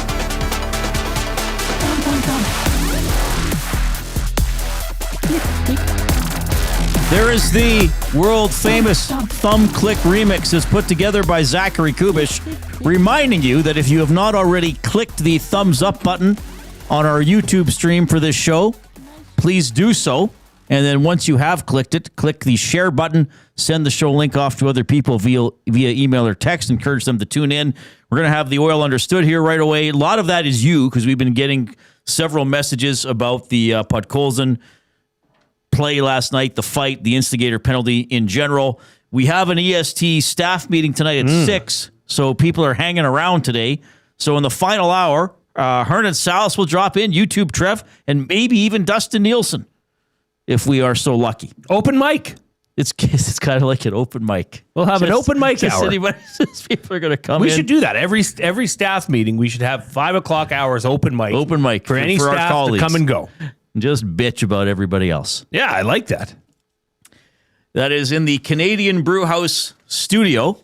Now, here's the thing. During every Oilers game day, the Canadian Brewhouse is your hockey headquarters. Enter to win Oilers home game tickets and sip $1 off tankards of Molson Canadian and Coors Light. That is only at the Brewhouse. Well, let's dive into this, Reid.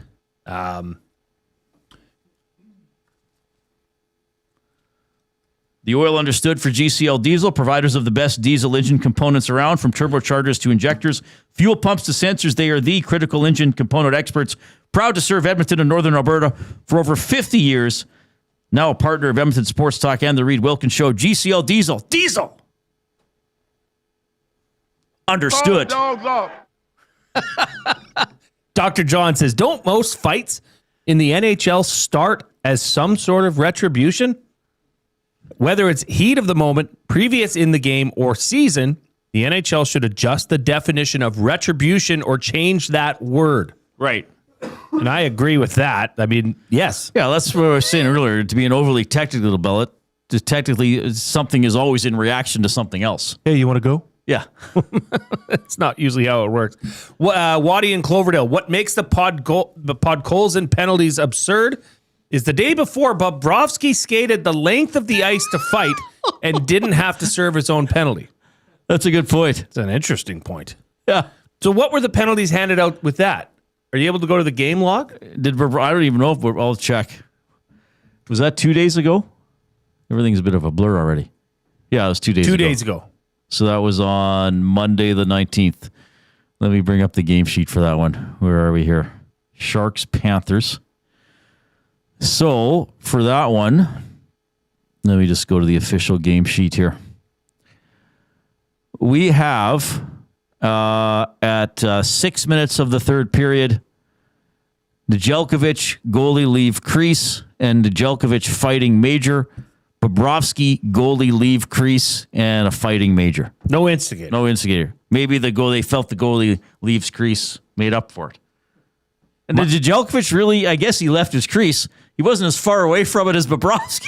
Well, he left his crease to go and instigate with the players. Right. I mean, if that's not instigating, I mean, what is?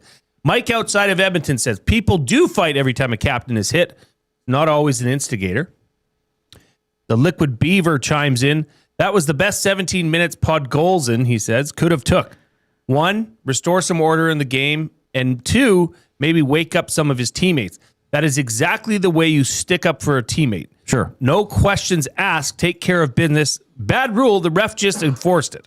Yeah, well, that's what I agree. It's a bad rule. I don't think the referee enforced it. And I think, I think the ref has to cover his butt in that situation. Even if it's like, I don't want to call an instigator, he's being told to.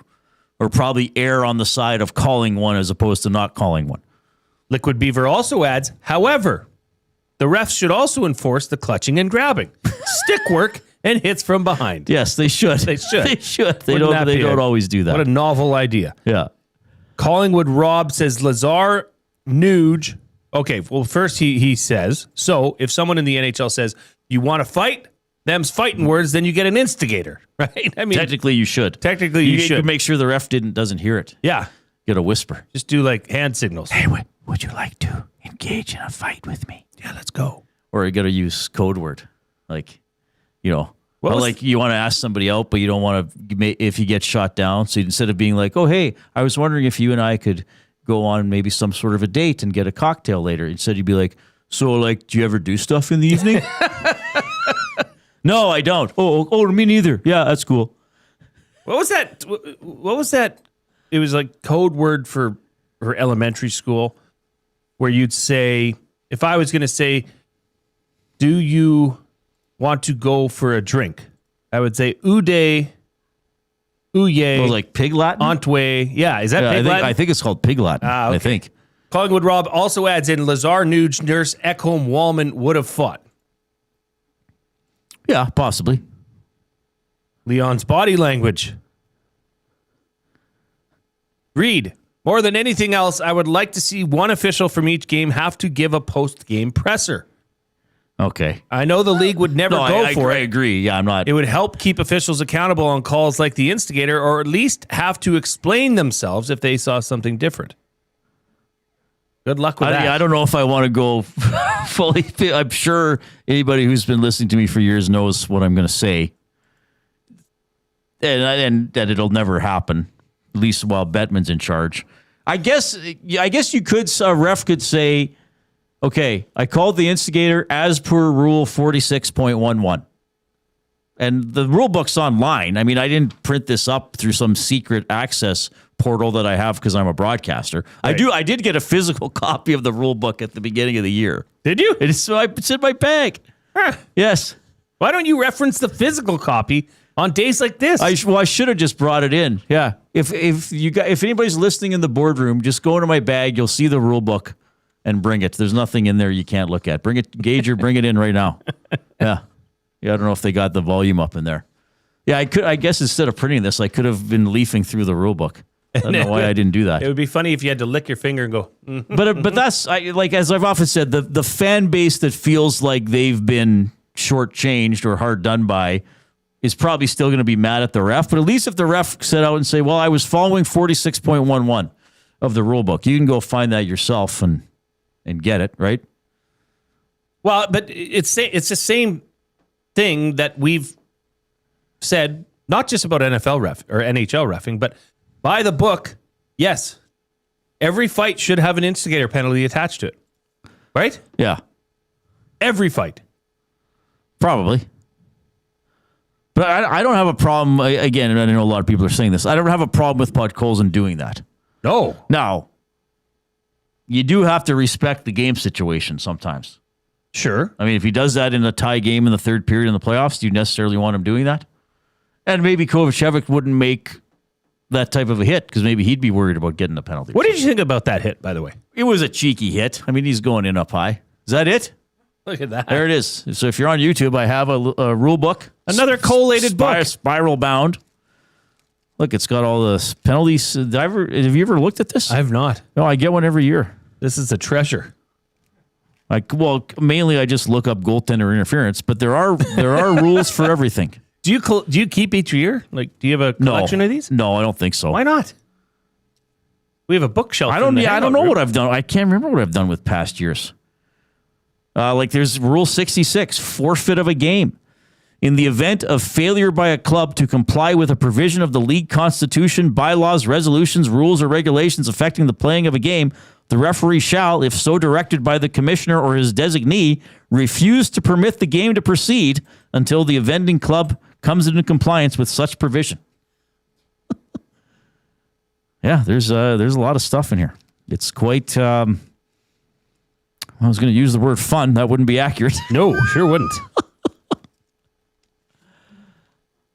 So what page is this? This is on page 78 of the actual rule book.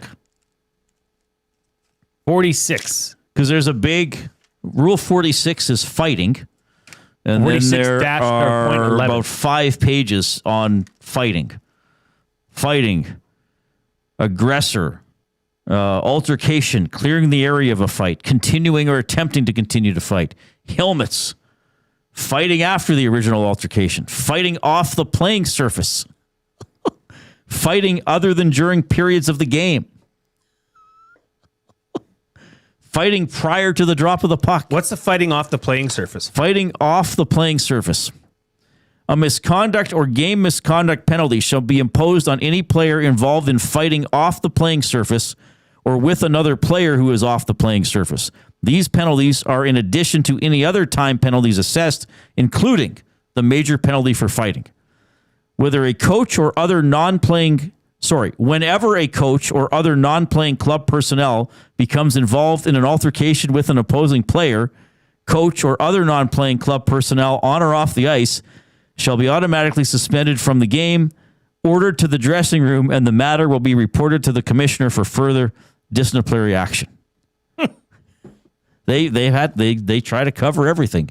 Well, what if a trainer and a coach get into a fight? Oh, that'd be that rule. This is fantastic. Is it? Yeah, is it really that I didn't know you get this every year. Oh, and it's got the entire schedule at the back. Oh, yeah, the schedule's there. Even got a glossary of terms, an index. Look at how large the index is. It's quite amazing. Okay, I gotta say this.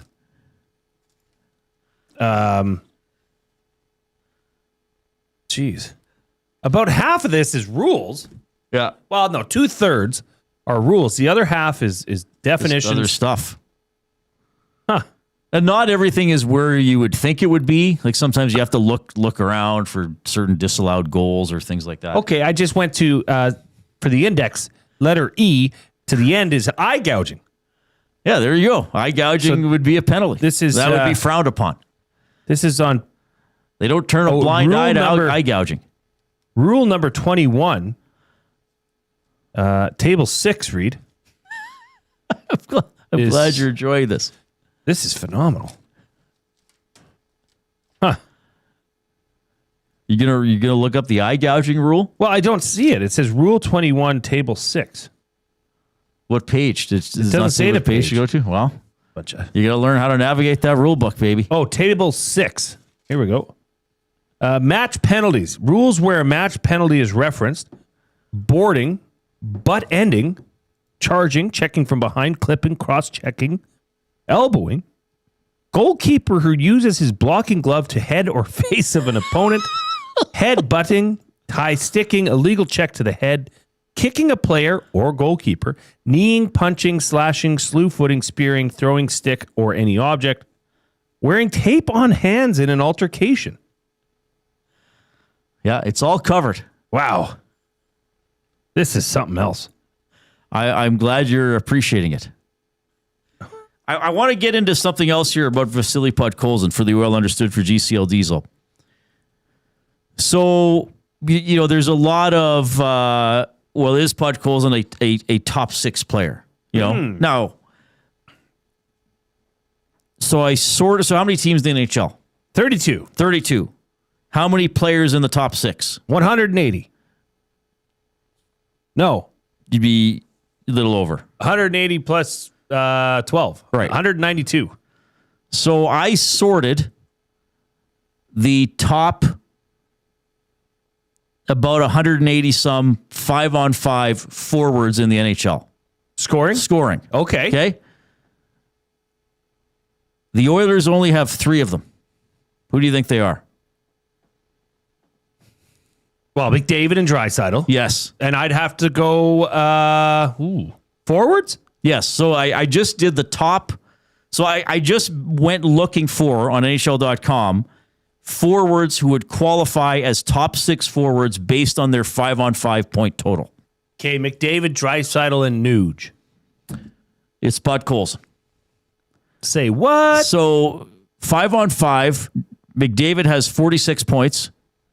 Sorry, it's even, so there'd be the odd overtime goal in there. Draisaitl has 35. Podkolzin has 23. Now, Hyman would have more if he'd played every game, but he has 20 points. Ryan Nugent-Hopkins, who has played 42 games, so he missed a few, only has 18 even-strength points. Vasily Podkolzin, who has played 9 more games, has 5 more even-strength points than Ryan Nugent-Hopkins. So we said there's 192 players that would be top 6 players. Yes. So can you go to the 192nd ranked player for points in the NHL? Yeah, he's got like 22. Okay. Yeah. So this is positive. Yes. So does this makes a definitive answer? Well, it makes Podkolzin a top 6 player. So the debate is over. 5-on-5, he's technically I guess not points per game. But isn't that even more of a credit, Reid? Yes, that it you're is. not including any power play because he doesn't get any minutes? Now, Roslovic hasn't played every game. He has 17 5-on-5 points. But yeah, this tells you, I'm making it very simple here, but that Podkolzin is a top 6 forward if you look at 5-on-5. Big Uke says, don't let Tommy hear this. Well, I mean, it's hard to score 5-on-5, right? It's very hard to score. So that's a great stat. I think the debate's over, Reid. You've won. Well, I wasn't trying to win anything. I'm just, it's just, but Podkolzin, all his points are at even strength, right? He has 0 power play points. McDavid has 37. Draisaitl has 31. Hyman has 11. Nugent-Hopkins has 21. Even Roslovic has 5. Even Matt Savoie has 4 power play points. Vasily Podkolzin has 0 power play points. So even strength scoring for forwards, I just did the forwards here, he's the 3rd best Oiler. Points per game, Hyman is better. So he should be playing up there if you look at those stats. I love it. I mean, as he's been playing, yes, I feel he deserves to be up there. That's not like the Oilers don't have enough depth for him. If they had depth scoring no, he's right where he should be. Maybe not number 1 first line winger, but in his role on the second line, yes, I don't know if you could debate that. Well, he had that mini breakaway last night. Yeah. Well, I mean, the Oilers had tons of chances in the 3rd period. So hopefully a better complete game tomorrow against the Pittsburgh Penguins. You're going to hear from Tristan Jarry, a little more from Knoblauch, a little more from Curtis Lazar coming up. Edmonton Sports Talk presented by Play Alberta. Why settle for less when you can have it all? Only Play Alberta brings you casino games, live dealers, lottery, instants, and sports betting all in one place. Don't forget to use your game sense. We got a sports update with the Coob.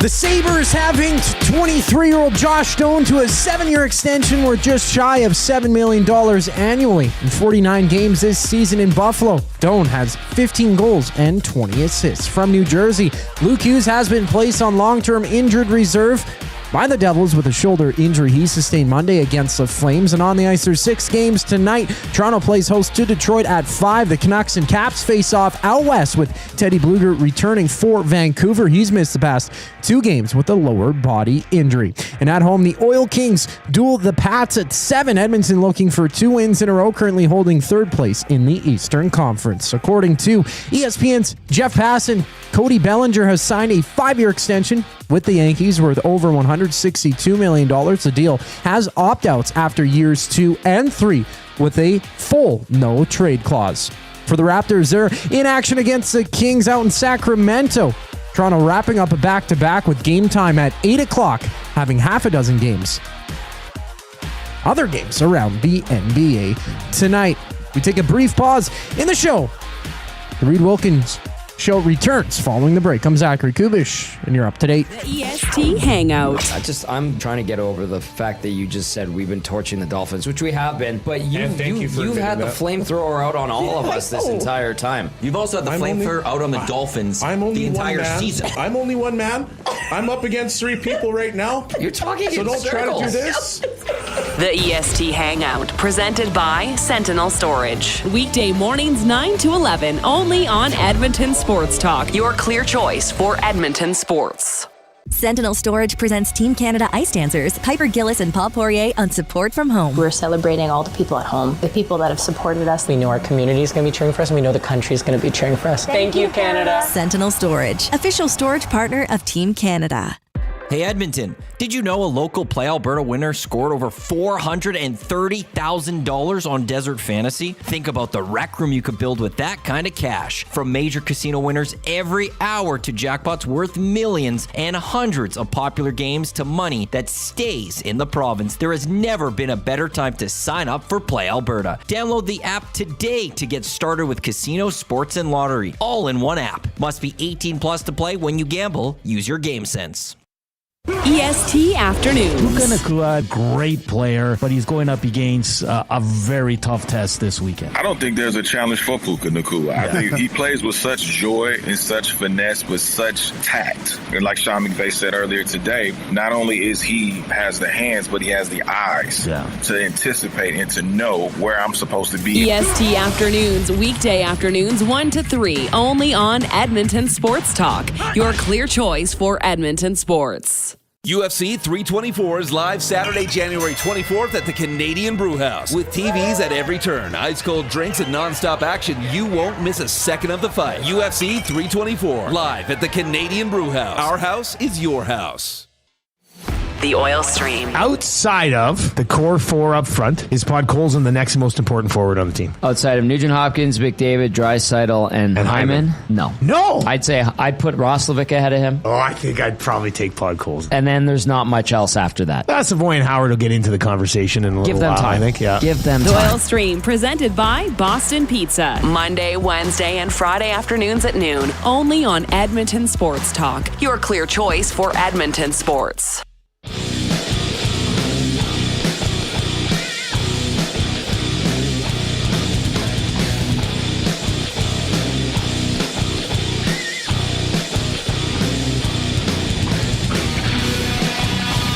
I certainly am pleased you have chosen to tune in this afternoon. Brings me much happiness. Oilers practicing earlier today. They will play tomorrow against the Pittsburgh Penguins. Sidney Crosby plays for them. Pretty big deal when he comes to town. Stuart Skinner, not expected to be the Penguins goaltender. He is playing tonight in Calgary against the Flames. The Oilers will announce their goaltender tomorrow. At practice today, McDavid with Nugent-Hopkins and Hyman, so Nuge back on the wing. Roslovic with Howard and Savoie. Lazar with Janmark and Mangiapane. Podkolzin and Frederick with Regula, who was filling in at forward. He's a defenseman, just played 2.5 minutes yesterday. Ekholm with Bouchard, Nurse with Emerson, Wallman with Stastny. So do you remember yesterday there was a little bit of confusion about who the goaltender was going to be? Correct. Right? Because Ingram was for the morning skate. Connor Ingram was in the net that the Oilers defend in the first and third periods of home games. Yep. Jari was in the other end, the visiting net, but he was the starter. I never really heard that, so I didn't know that was a thing. So you don't really care which net you warm up? No, they're both the same. They are. I love that. Starters net? Well, I go to the home net? No, I just go to the net, I feel like. But is that simply just an Edmonton thing? No, that's around. But you see other media reporting it that way. Right. But why is he so oblivious to the starters net? I don't know. He just is. That is interesting. I don't know why. Huh. That was pretty good, though. Very good. We have a limerick here from Tube Socks. You can email Reid at EdmontonSportsTalk.com, Jay at EdmontonSportsTalk.com. There was once a club clad in blue who'd win 2 and feel sassy and new. Game 3 would appear, collapse would be near. That streak always stuck at 2. Pretty good. From Tube Socks, all part of our segment that we like to call Fired Up. It is presented by Gemco Fireplaces, proudly serving Edmonton and area for 45 years, the authorized dealer for Napoleon fireplaces. Whether it's gas or wood burning, look no further than Canadian-made Napoleon fireplaces. All the Napoleon products you need are available at Gemco, 9281 50th Street. Reid, I'm going to switch things up on you here. I'm gonna throw you a curveball, okay? Okay. I got an email that came in to me. Okay. From a listener, Buck75. Okay. He has sent me. Now, I know what this is because the government of Alberta often has online auctions. Okay. For, surplus items. Okay. That they are either upgrading or they need to move on from, vehicles, printers, office desks. Oh, right. Okay. Yeah. Auction ID number 53494. Would you care to take a guess at what they're auctioning off? The government of Alberta through like a surplus or old stuff? It's through Service Alberta. A dot matrix printer. Surplus.gov.ab.ca. Okay, a VHS machine. Mm-mm. A dot matrix printer. No. Set of steak knives. That's third place prize. First place prize, a Cadillac Eldorado. What a great movie that is. A perfect bookbinder. What? This is a bookbinder. Look, they're auctioning off an actual machine bookbinder. That's great. I cannot believe it. Guess. So there's 8 days left on this, and it's an online auction. Yes. Okay. The starting bid. Well, the current high bid. Well, there are no bids yet. Now, could we fit this in our office? It looked quite large in the photo you showed me. We'd have to move Maddie's office. We might just have to dismiss Awanek. Reid, we might be able to get this perfect bookbinder for $250. Well, we put Awanek back in the kitchen. We give him a little desk in the kitchen, a school desk, you slide into. We could probably find the school desk on this site. Get a deal. This is incredible. $250. Wow. That's great. Speaking of, that was Tube Socks that sent that in? Tube Socks sent the limerick in, yes. Well, very well done. Excited to see what happens tomorrow night. It's I think it's the debut episode of Big Uke and Tube Socks. Oh, yeah, that's coming out tomorrow. What were they saying? The smash hit, world ranked #1 podcast, I believe. I have no idea what it's about. They were on the Hangout to explain what it was about, and they did exactly the opposite. We didn't find out. We know nothing more. Okay.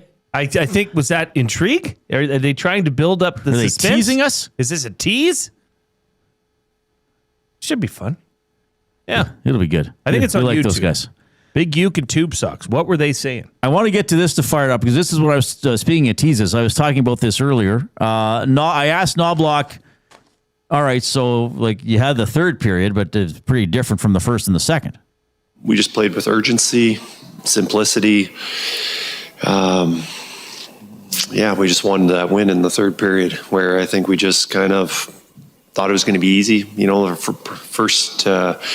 Our previous two games were not because we didn't work. We did. We just anticipated it's just going to be easy. Once we dug in the third period and showed some urgency and nothing fancy. We didn't drop any plays. It was just a lot faster and a lot quicker and won some more battles, and we were able to get a lot more scoring chances. What does that mean? Thought it was going to be easy. Well, you tell me. Who says that? I mean, that's like seeing a dog. That's like seeing a dog with a cape. Who came up with a dog with a cape? When did that arrive? I watched Superman for years on television. I never saw a dog with a cape. Maybe I'm I don't know what I'm doing, Reid. But that bothers. I don't like that. We thought it was going to be easy. Who? Who's we? Why would you think it's going to... This is the NHL. Right. And the last two, were easy? No, you played skilled hockey, competitive hockey. Right. Great goal. I mean, Tristan Jarry was excellent last night, but I don't understand that. He said in the third period, they dug in, they showed urgency. Didn't do anything spectacular, so he says. But what, I don't know, tell me, what, listeners, viewers, tell me what that means. Thought it was easy, or thought it was going to be easy. I don't think that's accurate. And if that was the case, why would you say that? Like, did the coaching staff think it was going to be easy to just come back and grab this game? No, I don't think the coaches thought that. Is he giving a little bit of a backhand to the team? Maybe, saying, "Perk up, boys. This is the big leagues." Well, they weren't overly connected, to use that word that they like to use. So this was a little bit of a rallying cry, like, "Don't do this again. It's not going to be easy." Maybe. I don't know why you'd think it was going to be easy, but they won 2 in a row, not 18. True. Not a lot to get fat and sassy about. I was a little surprised to hear that as well. Mm-hmm. Like, why would they think that? That's strange. Well, now that we're speaking out loud about it, maybe it was a shot across the bow a bit. Like, hey, get your collective you-know-whats out of your you-know-whats. This is the NHL. You cannot float through a game. Right. Like they were through the first 40 minutes. Do you want to win 3 or not? Now, we cannot derail the fact that this team has been playing better hockey as of late. Sure. But now, what are they, 5-3-2 in January? Yeah, which is good. Okay. But it's not spectacular. But this team does well in January, Reid. We talked about it at length yesterday. So will they have 5 games left in January? Yeah. Well, I guess they got to go 5-0. They're going to have to. Yeah, to keep the detractors away. Excellent January. I don't know. I thought it when I first heard it. I thought, interesting. You can text us at 780-218-9999. That's the afternoon inbox presented by River Cree Resort and Casino. So from Jersey Shore, DJ Pauly D is performing at the venue at River Cree on March 7th. Tickets at rivercreeresort.com. Bunch of shows coming up. George Thorogood and the Destroyers on March 19th. So some fun stuff going on there. Curtis Lazar got to career game 600 last night. Curtis, how did you do it? It's not my hands, that's for sure. No, honestly, it's just work, passion, competitiveness, a lot of help from my family and coaches, teammates. And, you hit a milestone like this, it's fun just to kind of reflect on the journey, the ups and downs, the in-betweens, the stops along the way, and all the people that have helped me get here. And I'm still playing competitive hockey, in the best league of the world, so I'm proud of myself for that. Tristan Jarry, Oilers goaltender, has known Lazar a long time. Yeah, it's very cool. Obviously, Kris and I go way back, a lot further than playing with the Oil Kings. We've known each other and played on the same team since we were 8 years old. So it's kind of cool to grow up with someone and to be able to play at this level with them and kind of share those memories and just to talk about where we are now. It's cool to have that to share with someone. All right. Yeah, so they've known each other a long, long time. Jarry was also asking about that windmill save in the second period. Kind of just happened out of the blue. You never really think to do that or to practice it, really. It was just kind of a spur-of-the-moment thing, and it was just, I was trying to get everything over there to try and make a save.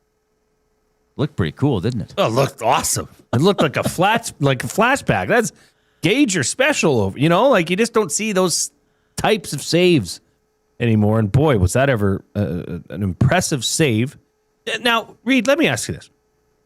In your opinion, is that just a shot in the dark that he's going to try and snag it with his glove hand, or is that a calculated? I think they're calculating it quickly. Yes, maybe that's it. They're so fast and quick in their movement but they are still under control. Yeah, you got to get over there. You got to take up as much net as possible. I mean, what was that line Marty Braun used on one of his interviews last season? The goalie has to make the correct save selection. Mm-hmm. So that was his save selection in that case.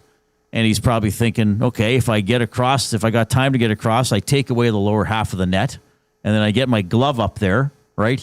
I'm making him go right under the bar to score. It's probably going to be hard for him to hit. Mm-hmm. I bet you the puck's going to wind up right in my glove. And it did. Fantastic. So Pickard and Ingram, the two goaltenders. This means we have not seen, Ingram and Jarry, the two goaltenders who are playing almost all the time now. Kris Knoblauch was asked about Calvin Pickard being firmly entrenched as the team's third goaltender. Very hard for Picks. Obviously, it's hard for me. I can only imagine how hard it is for him. We wouldn't have been in the Stanley Cup Finals 2 years in a row without him.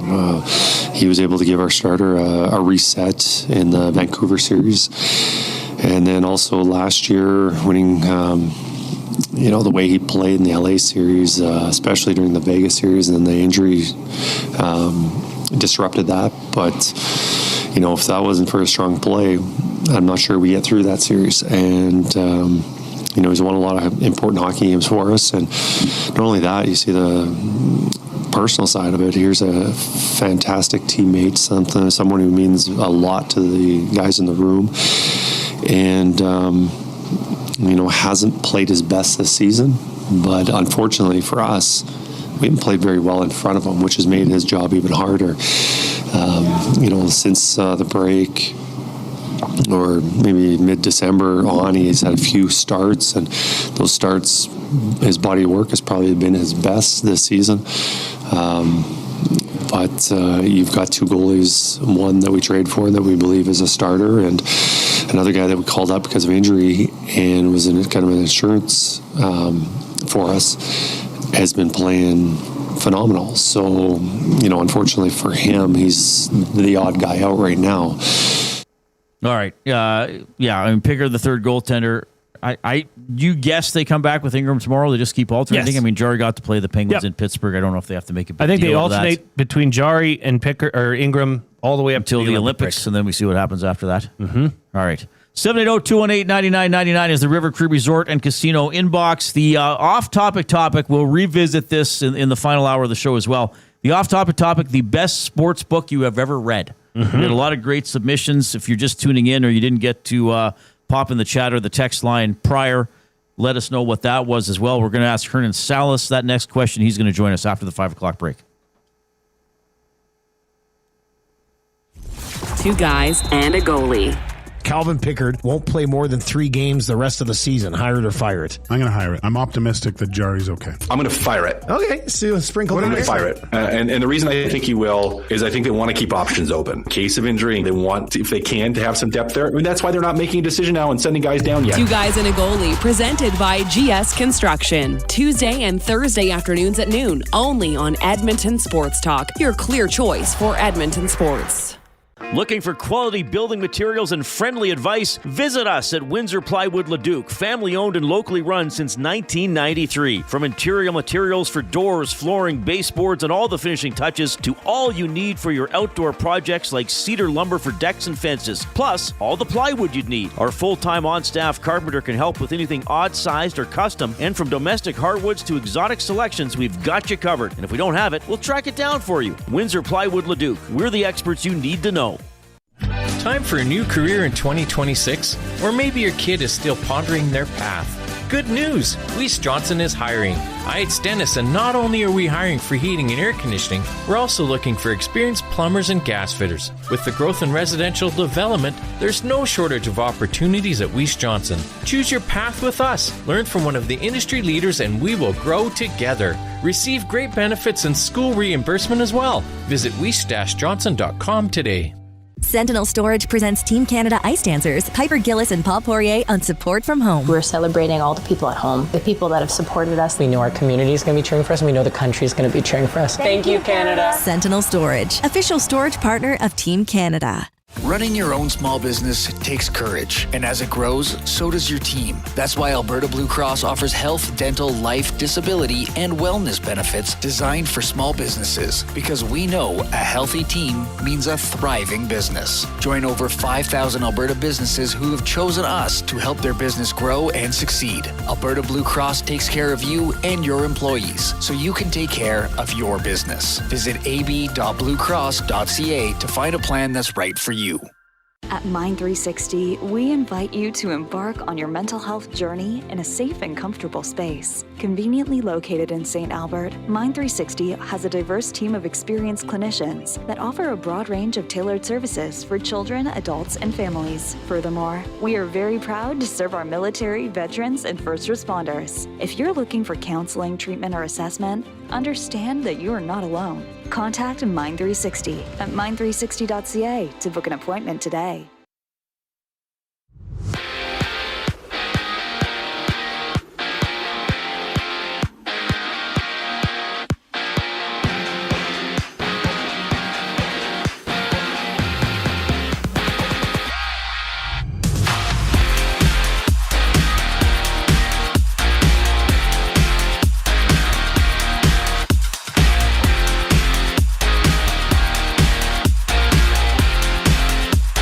Josh Stone has been locked up by the Sabres, signing a 7-year extension with the club worth under $7 million yearly. The 23-year-old has 35 points in 49 games this season. Staying out east, the Devils have placed 22-year-old Luke Hughes on long-term injured reserve.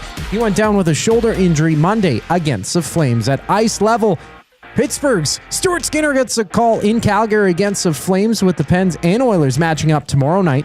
And in just a moment, the Red Wings face the Leafs. Jesper Wall gets the nod for Toronto. John Gibson expected to go for the Wings. To the NBA, there's 7 games on tap. Toronto with a date against Sacramento at 8 o'clock. Around the league, OKC visits Milwaukee as the Cavs and Hornets tip off in just a sec.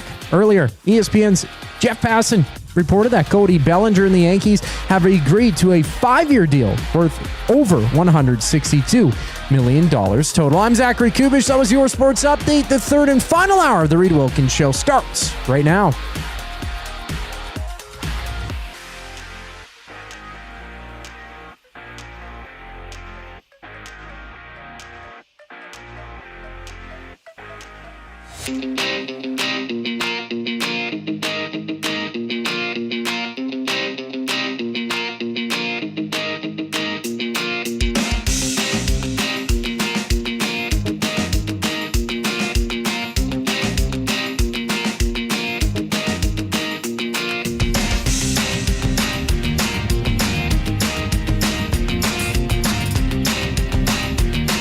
Good to have you tuning in this afternoon along with Jason Milne. I'm Reid Wilkins on Edmonton Sports Talk, your clear choice for Edmonton sports. Oilers play tomorrow against the Pittsburgh Penguins. Game 3 of their 8-game homestand. Normal start time, 7 o'clock, as we'll have 6 o'clock here on EST, the GCL Diesel Oil Stream pregame show with Tom Gazzola. Yeah, it started at 8:22 yesterday, but I was very pleased to be joined in the press box by a guy who joins us now in the Canadian Brewhouse studio, host of EST Afternoons from 1 to 3 every weekday. Hernan Salas, how's it going, buddy? Good, man. It was nice enjoying pizza with you at the game. Pizza, we get pizza during the first intermission. And I had a nice ginger ale after. At the game? Yeah, remember I told you want a splash of pop, and you're like, no. No, because you got to open the whole can. I can't finish the whole can. You had a can of ginger ale? Well, next time we can split it. Oh, yeah, we could. Yeah, I'd be fine for that. Maybe we could make it a 3-way if I join. Well, if you would come to it, we got to get you to a game. Yeah. We got to get you a game. You would have I think it would be a good experience for you to see how things are up there. And why I'm always so crabby after games. Yeah, it's... we got to circle a date. I mean, tomorrow it's She-Laws versus Ingram. Who's not pumped for that? Yeah, that's the marquee showdown. The battle we didn't know we needed. Oh, that's boy. It right there. Hernan, it's a long day for you.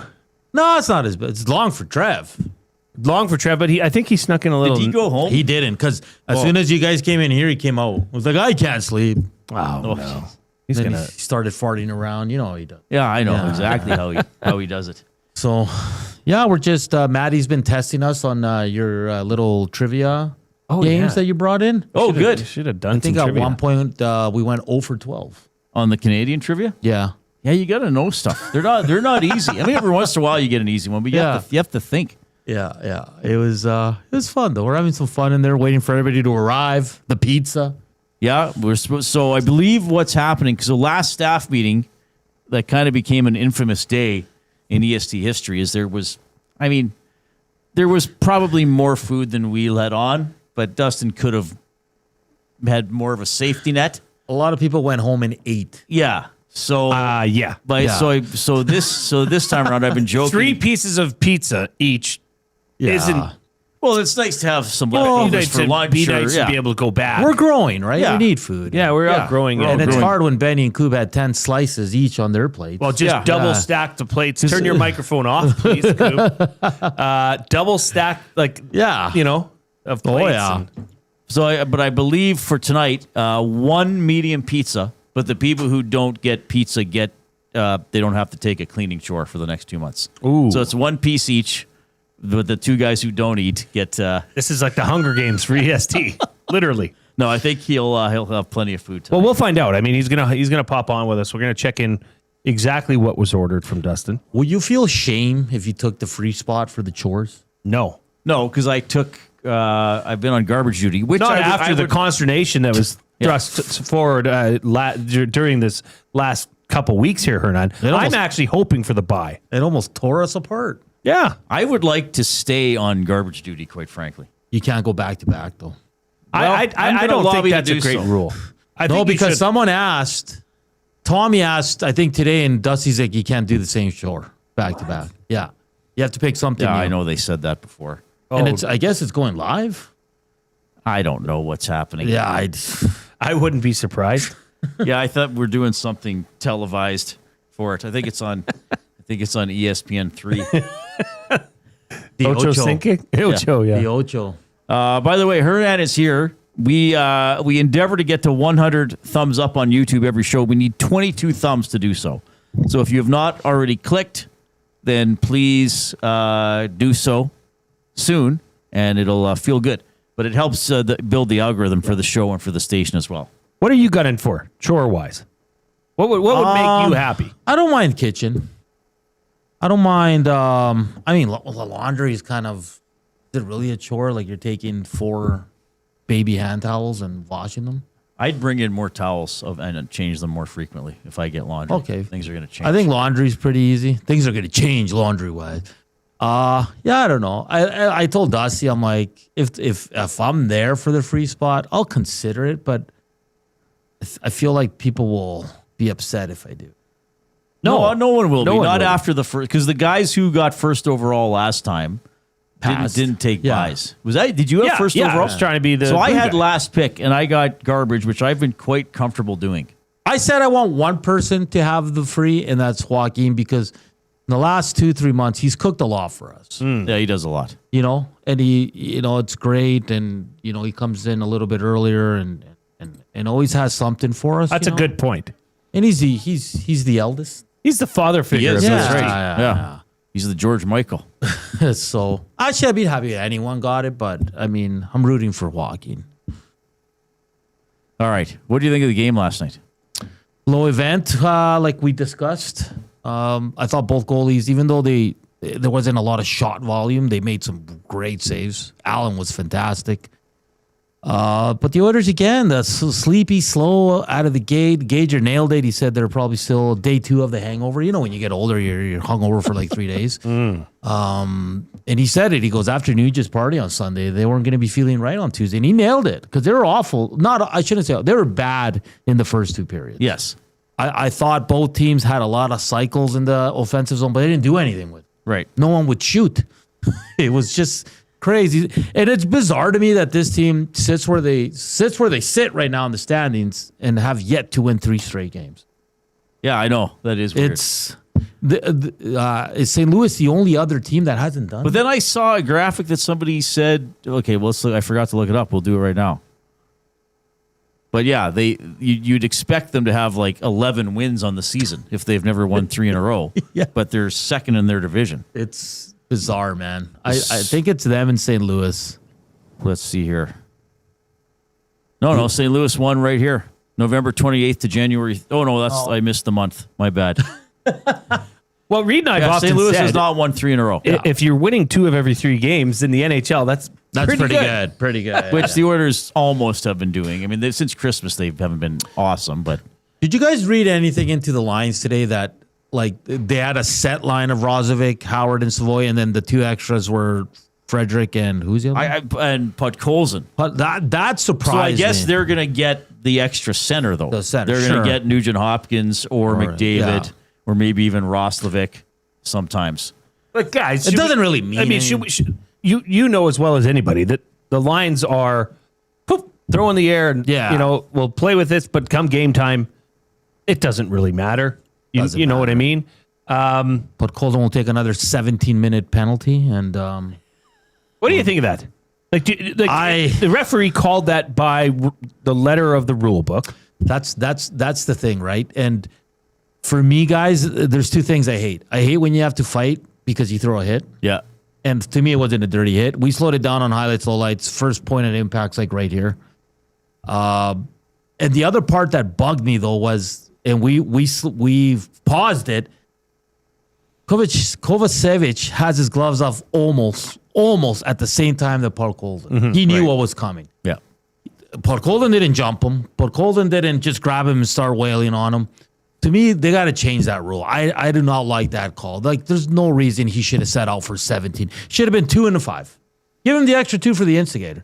Don't give him the extra 10, man. That was ridiculous. But that, by definition of the rule, should not every fight have an instigator attached to it? Because someone's starting it. If somebody's starting it. It's a synonym of starting is instigating, right? Like, why is that not enforced every single fight? It was. I mean, the obvious answer is because everyone would hate it. Yeah. But then why do you choose to do it in an instance where there was 2 willing partners?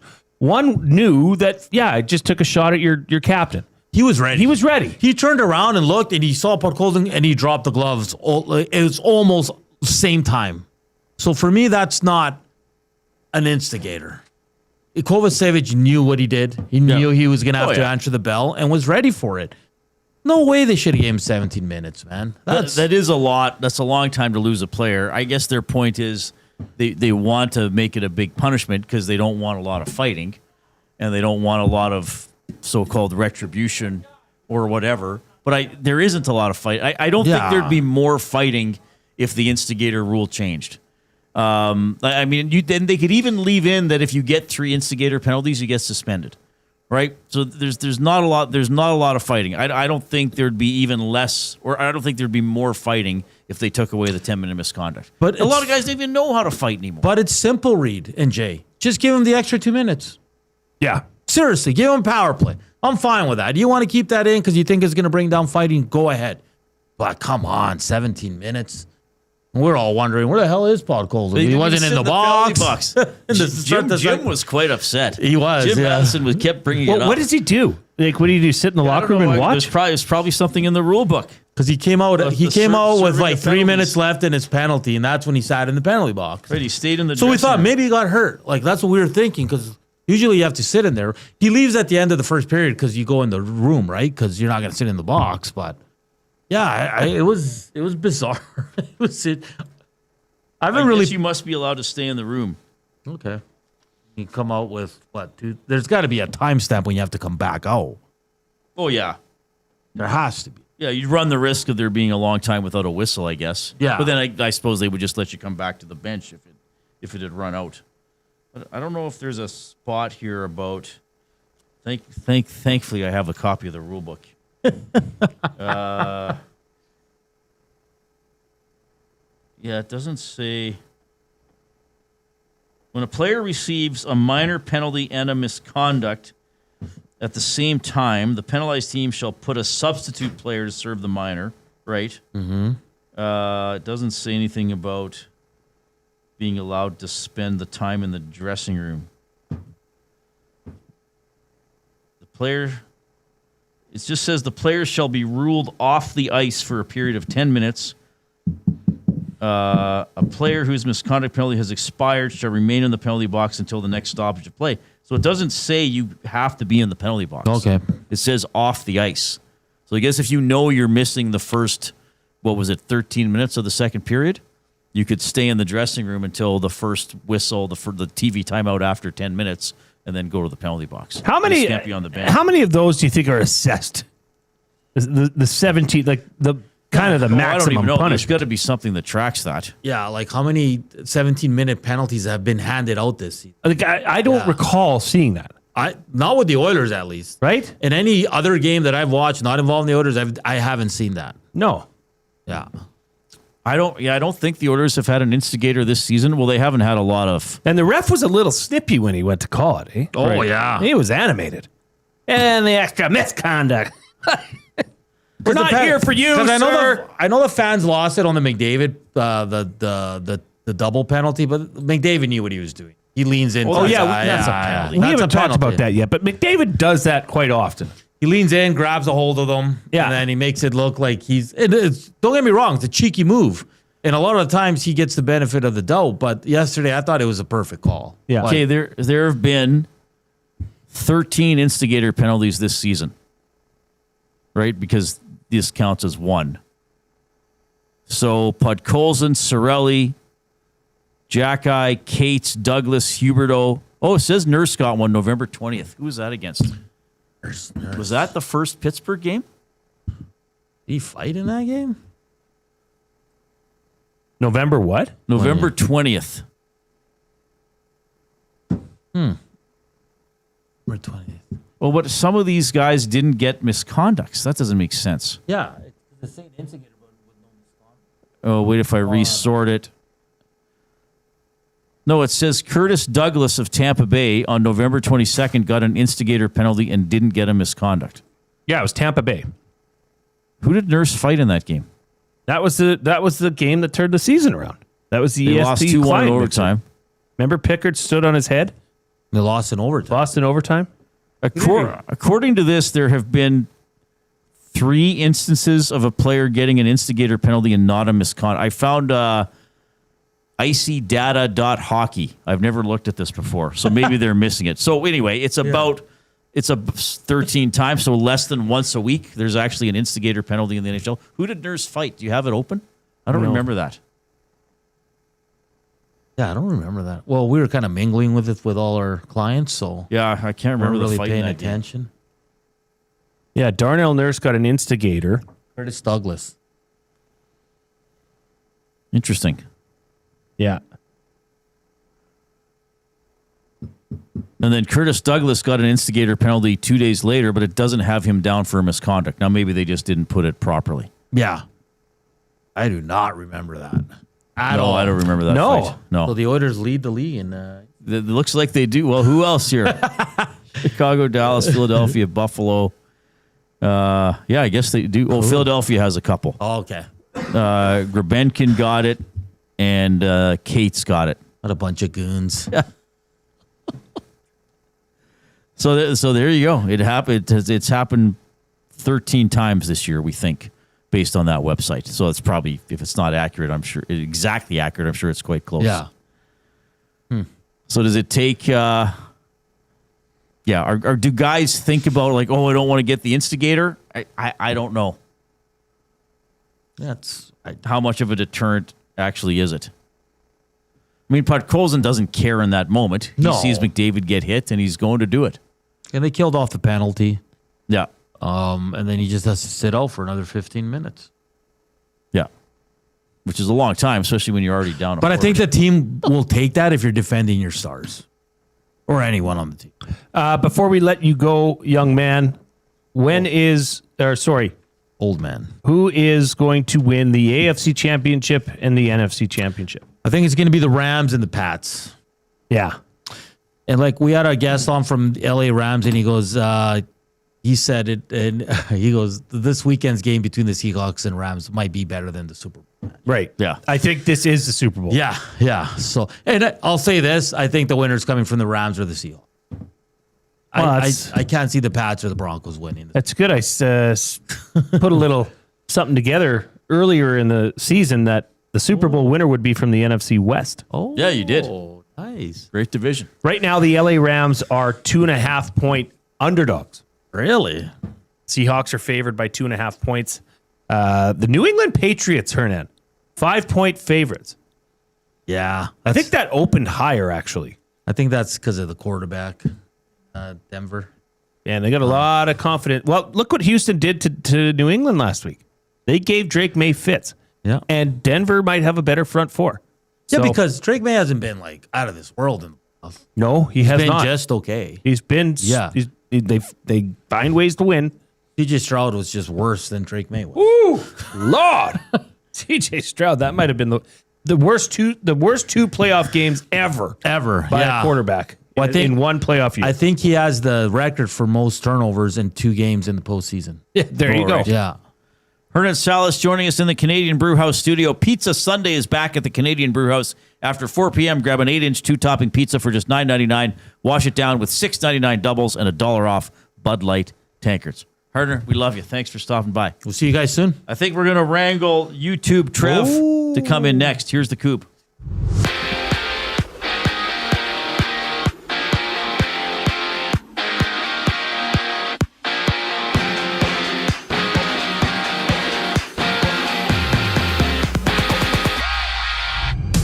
One game's live in the NHL. Toronto leads Detroit 1-0 nearly midway through the opening frame. Scott Laughton with his 7th of the season.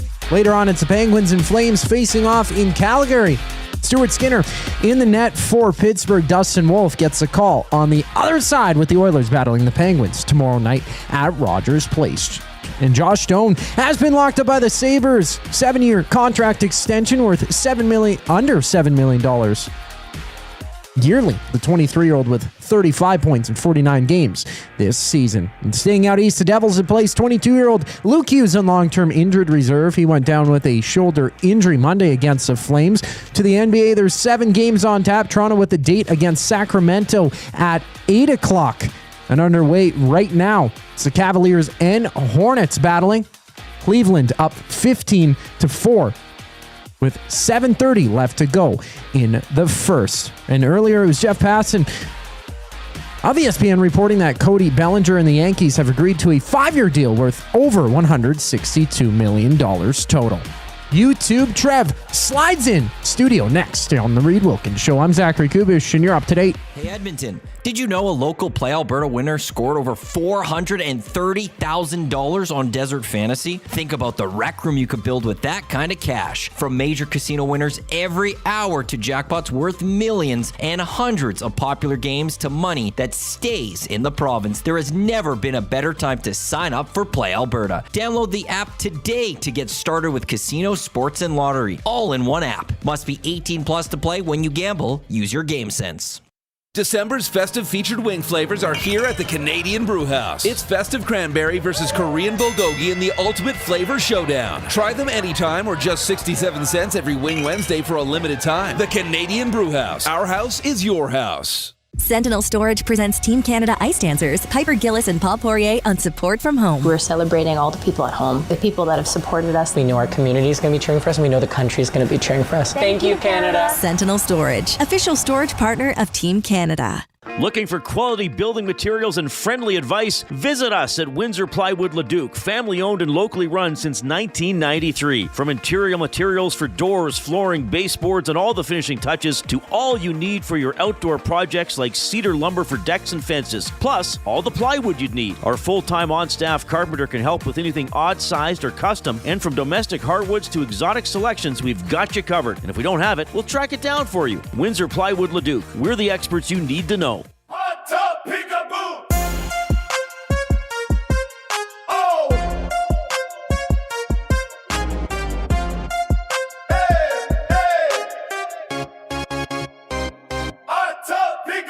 At Glue Guy's place, having some beers.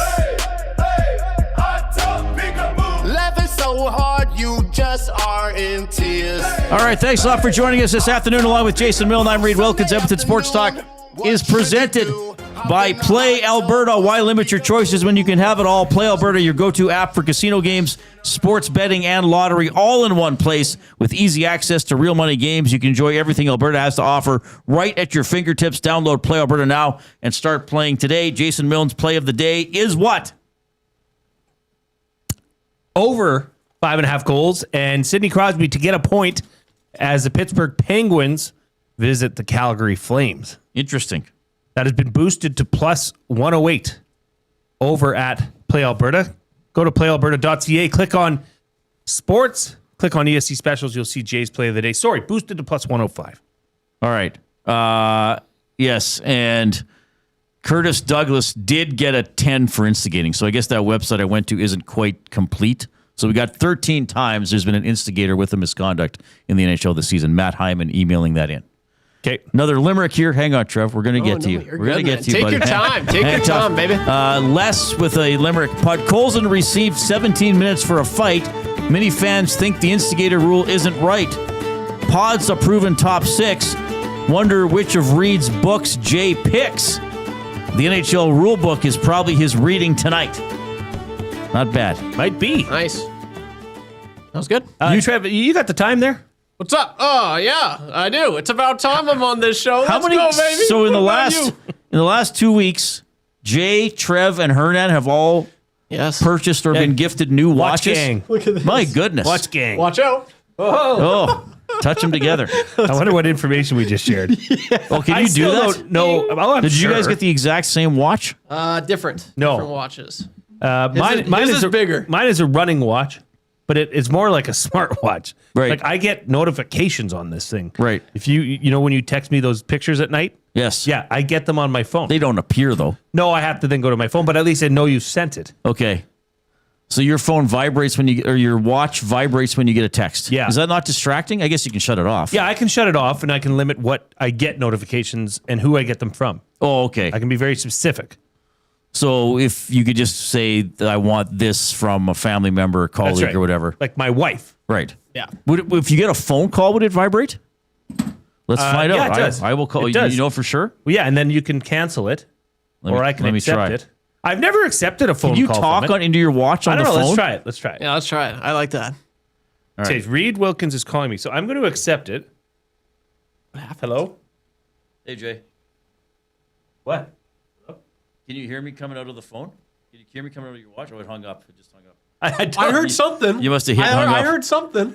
I don't could know. hear you talking back to me, like Well, in my maybe ear, it's not 'cause just it was in the room. on here.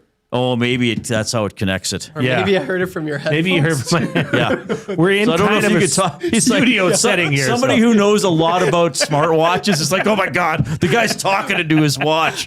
It's like, come to me, Jordy. That's funny, man. Oh, yeah, my it's goodness. Cool. It's So, nice. Reid, I know, you can tell me what to think, but Trev and I, had a good time. Yeah, you guys did. There was a song made about it. I don't know if you've heard it. I have heard it. Hot Tub Big Peekaboo. Deal. Who wrote that? Dustin? Probably Dustin. Okay. He's a lyricist, my generation. I would like to do a music video, Okay. but I need your participation. Okay. So the date I had originally suggested turned out to be Super Bowl Sunday. Well, I guess we could do something before the Super Bowl. Or we could, And my participation is limited. we'd have to do it in like the next couple weekends. Okay, so you're in. Yeah, I can help. We've been thinking about it a lot. Yeah, the only thing I have put together a bit of a storyboard. But Reid, I've got a special part for you. You got a storyboard. Wow. Well, yeah. Okay, there. Is that James Cameron over there? I don't see too well. We're not messing around, Reid. We want this to be special Yeah. because the night was special. Who do you think you are? Clark Gable? So you're in. Now you don't have to. We will be in the hot tub. You don't have to. No, do I don't that. want to be in the hot tub. No. But this song needs a music video. If we're gonna take this to the top of the Who's chart, going to shoot it? well, we're gonna. My wife's willing and able to help. My daughter said they could help. They could. Yep. They could hold the camera. Yep. So We got bodies. We can make it happen. Yes. So what do I have to do and when? Well, TBD, bro. TBD. TBD. Okay. Yes. But it should be during the day so we can have a better lit out there. Yeah. And, it's outdoors? Golden hour would be ideal. An hour before sunset. You said golden hour, right? Golden hour. Yeah. Okay. The hot tub is outside? Yeah, it's kind of in I a. don't really know. I had a hard time explaining this. I'm like, it's outside. No, it's on on the inside. deck, but it's an enclosed deck. It's a 3-season deck, Okay. so it's got windows and glass. And feel outside. What season gets excluded?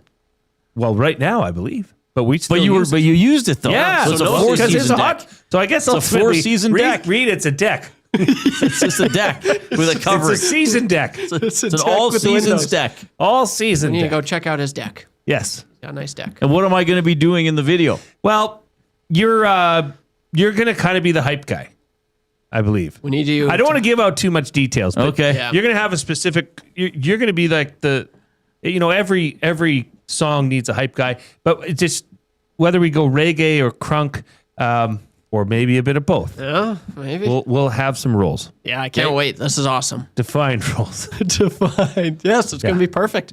As it was a perfect night. Yeah, it was. So, yeah, that was cool. No, That this was is Maye awesome. on 2 weeks ago. I still think it feels like Yeah. yesterday. It feels like yesterday. It's hard to believe. I can't believe it. Yeah. I can't okay, believe so you're it. in.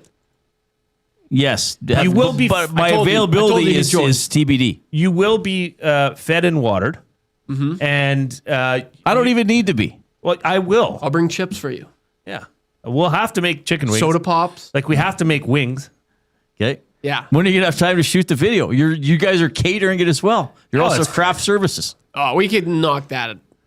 Yeah, we can get it done in like 30 minutes. We could probably An hour. shoot it in an hour. Yeah, I'd say so. 30 And then minutes the rest to of an the hour. day is just Not all the cover. No, because have we're you gonna do seen a some music here. video. There's a cut every 2 seconds. yeah. We're gonna do some here. Just get as much footage well, as so possible. where am I shooting my stuff? On location at the Milne Ranch? You need or to be here? at the Milne Ranch. Okay. I've got a special spot for you. Oh, well, that sounds make really sense. enticing. It'll make This sounds like, when did Reid disappear? Oh, on the way to Jay's. Yeah, he never arrived. It's What's with the it's excavator in the it's the background, movie, guys? It's like the movie The Vanishing all of a sudden. I get there, it's like, hey, Reid, does this rag smell like chloroform? What's chloroform? This is getting dark. That's awesome. No, I can't wait. It's going to be special. Give us Very a thumbs up on YouTube if you haven't already. Seriously, though, we need 8 for 100. No reason not to get there. Coob, have you hit Today. all 5 of your accounts? I've not actually. Yeah, he's bad at that, actually. It's the first thing I do on the morning show. Hang out, lock shop whenever I'm behind the technical desk. Like. Well, I'm too Always. busy working, Trev. Well, so am I. I still do it. Okay. So what's it like being here in the afternoon?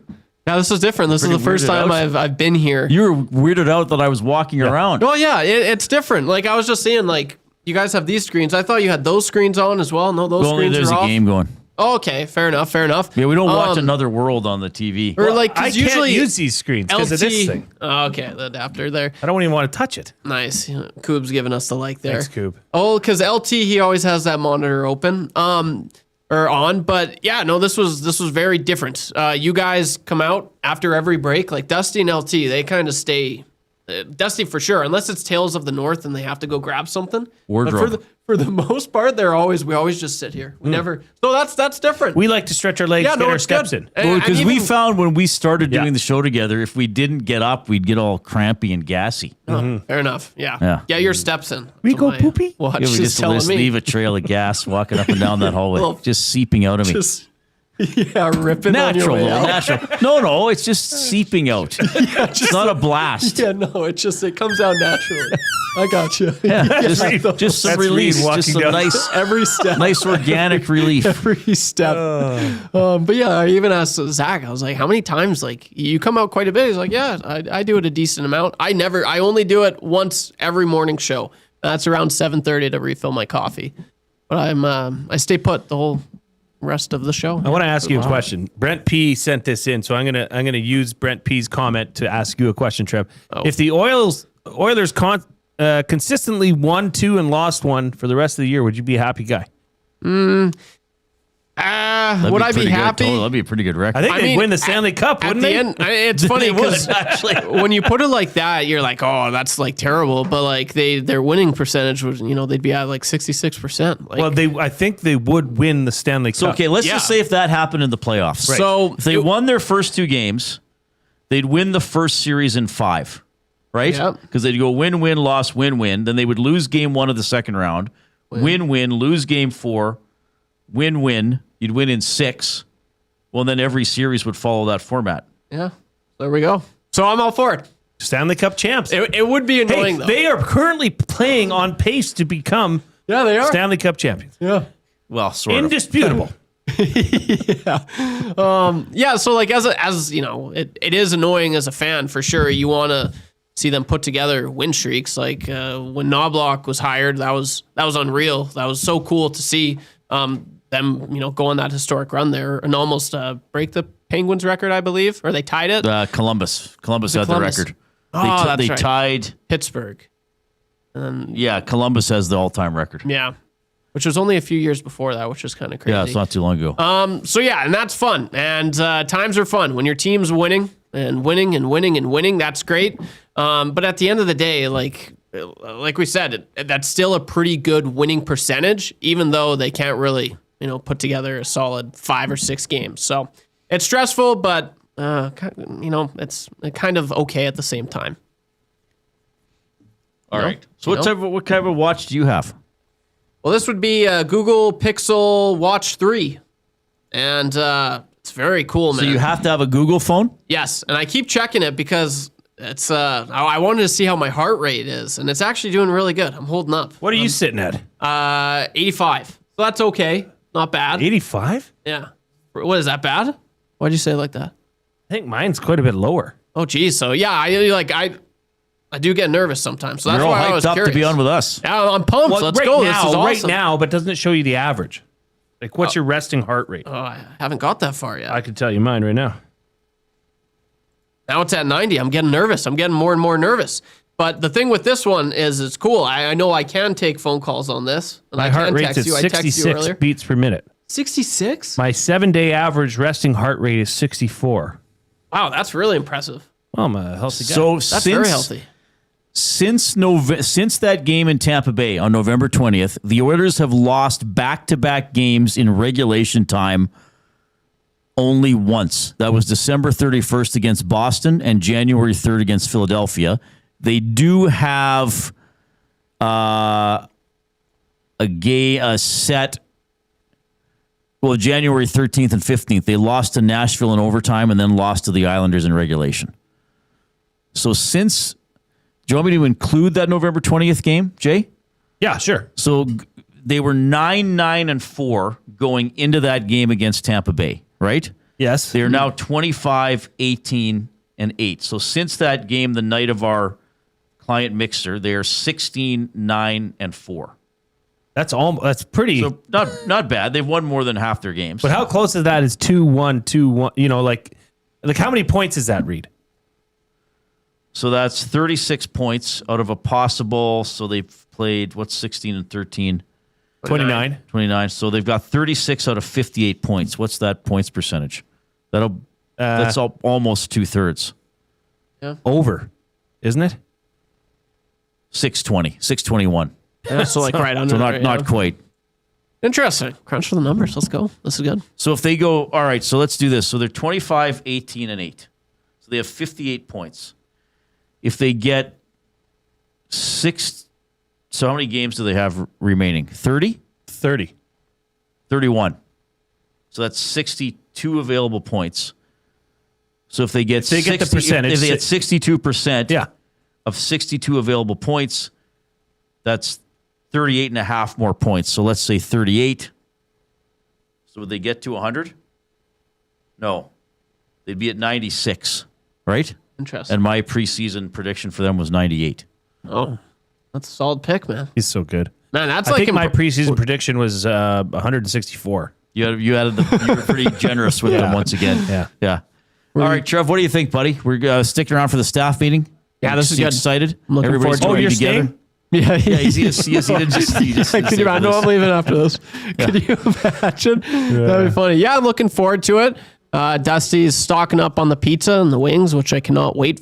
Oh man, I'm so hungry actually. So that'll be good. I think There's lots of Dusty's pizza. making all the pizza himself. He brought in the dough. He rented a kiln just for this. Yes.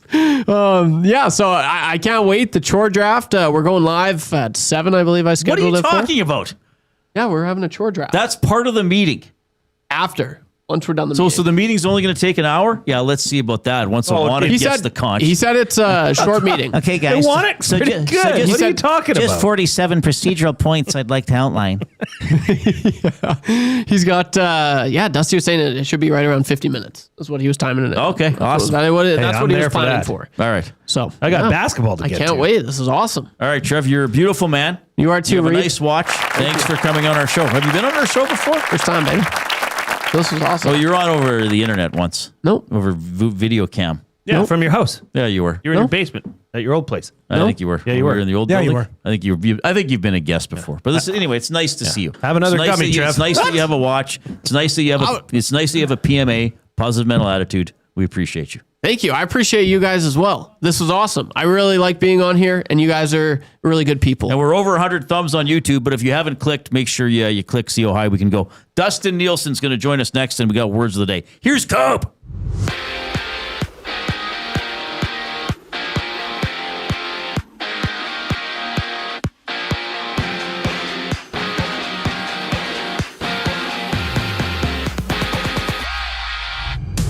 One game live in the NHL right now. The Red Wings trail the Maple Leafs 1-0 with about 3:30 left to go in the first. Later on, the Penguins and Flames face off in Calgary. Stuart Skinner in the net for Pittsburgh. Dustin Wolf playing for the Flames as the Oilers play host to the Penguins tomorrow night. Josh Stone has been locked up by the Sabres, signing a 7-year extension with the club worth under $7 million yearly. The 23-year-old with 35 points in 49 games played this season. Staying out east, the Devils have placed 22-year-old Luke Hughes on long-term injured reserve.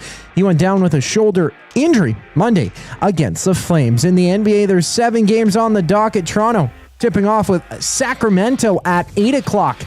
And right now, we see just one game live. The Hornets are down 31-18 to the Cavaliers with under 2 minutes left to go in the opening frame.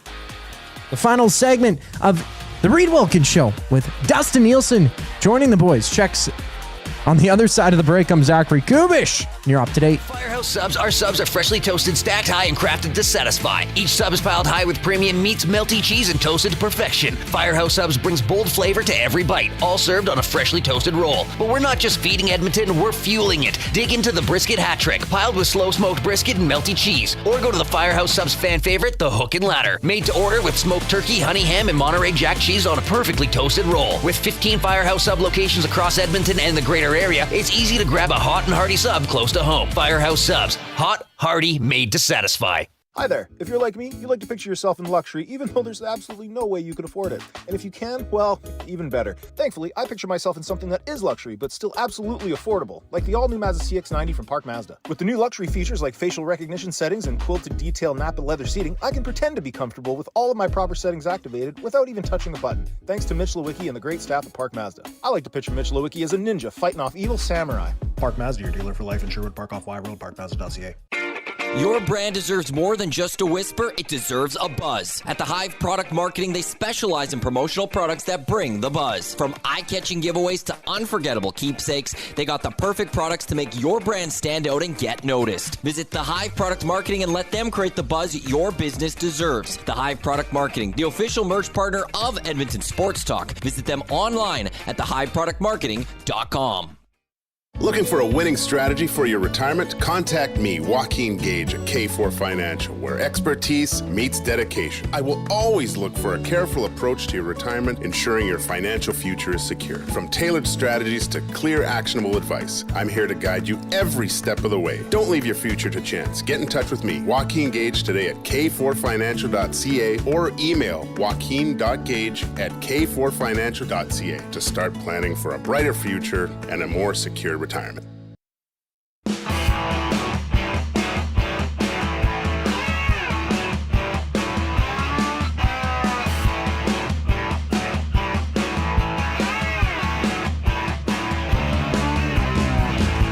We do have a lot of fun here. Man, oh man, I saw Dustin Nielsen just sweating over the pizza menu. I'm playing the turtle noise. Oh, is that the sex turtle? Whoa! He's ordering. He's thinking. He's a thinking turtle. I thought you guys told me it was a sex turtle. He's panting. We pretend that even turtles need some loving. But when Coop first played it for Name That Animal, he said it was a panting turtle. He's like, he's just overheating. That sounds about right. He's just overheating, guys. And then we're like, okay. And then then Trev's like, here's the actual video, guys. And it clearly says, male turtle having an orgasm. And we're like, okay, Coop, what do you... Don't ever change, Coop. Hey, boys, I brought pizza. Oh, did you get pizza? For the staff party? This is our staff pizza. This is it, just this right here. Oh. I got one pizza. And if you guys want a slice, you can have a slice. But there's only 8, so 2 of us won't be eating. Wow. Okay. Lesson learned after last time. This is what happens when you talk. You know what about the boss? You get a Royal Pizza. Well, so this is for the show.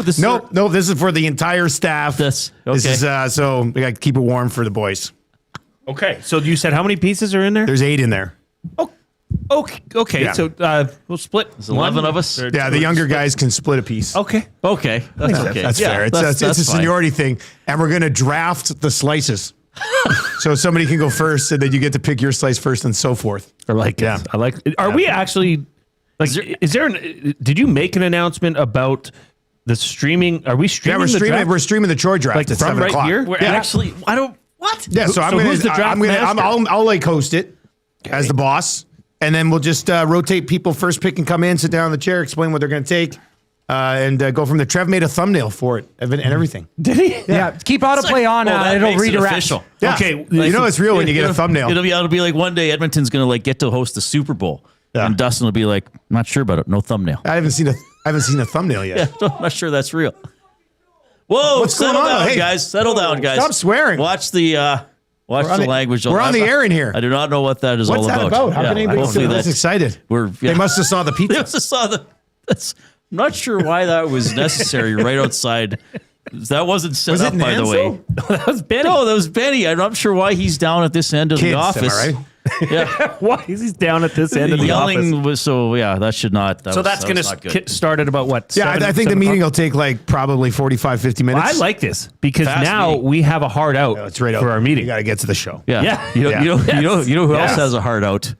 Are you playing sex turtle again? Yeah, sex turtle again. I got to say, Dustin, you are you're obsessed with drafts.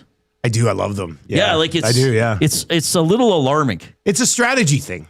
But it is like when you not in life, just in you like the strategy of drafts. Yeah. I mean, it's really one of the only areas of life I am strategic in. For the most part, I just wing it. But when it comes to drafts, I like the idea of if I take this here, will this one fall back down to me again? Chore draft. I mean, I think it's just a nice way to have some fun before we have to do chores. Yeah. So. We'll see what happens. I mean, there's a couple of things that'll be discussed during the meeting. One is after you make your pick, are you eligible to trade it?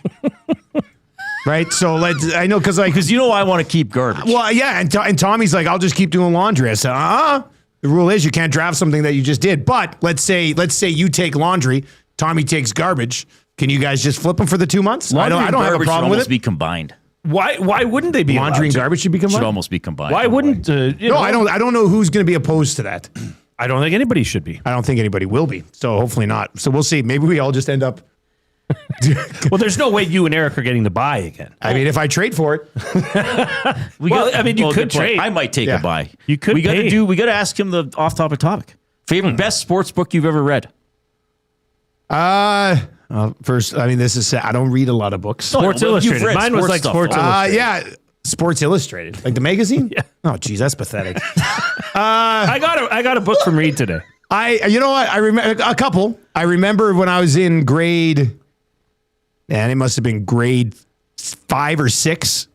I read that first Wayne Gretzky autobiography. Oh, remember that one? Rick Riley one? Came out like the mid 90s. Yep. That was good. No, I haven't read many since grade 6 or 7, but I read a Shaq biography when I was in elementary school as well. Oh, nice. I read, you know what? Cold War. That's a great, about the Summit series. Yep. That one probably. I think McSkimming wrote it. It was awesome. I mean, that's a good one. I've read a couple of LeBron books. I still have a LeBron book actually at the house that Majot lent me 8 years ago. It's still in my nightstand, and whenever I see it, I go, "Oh, I got to get that back to Mark."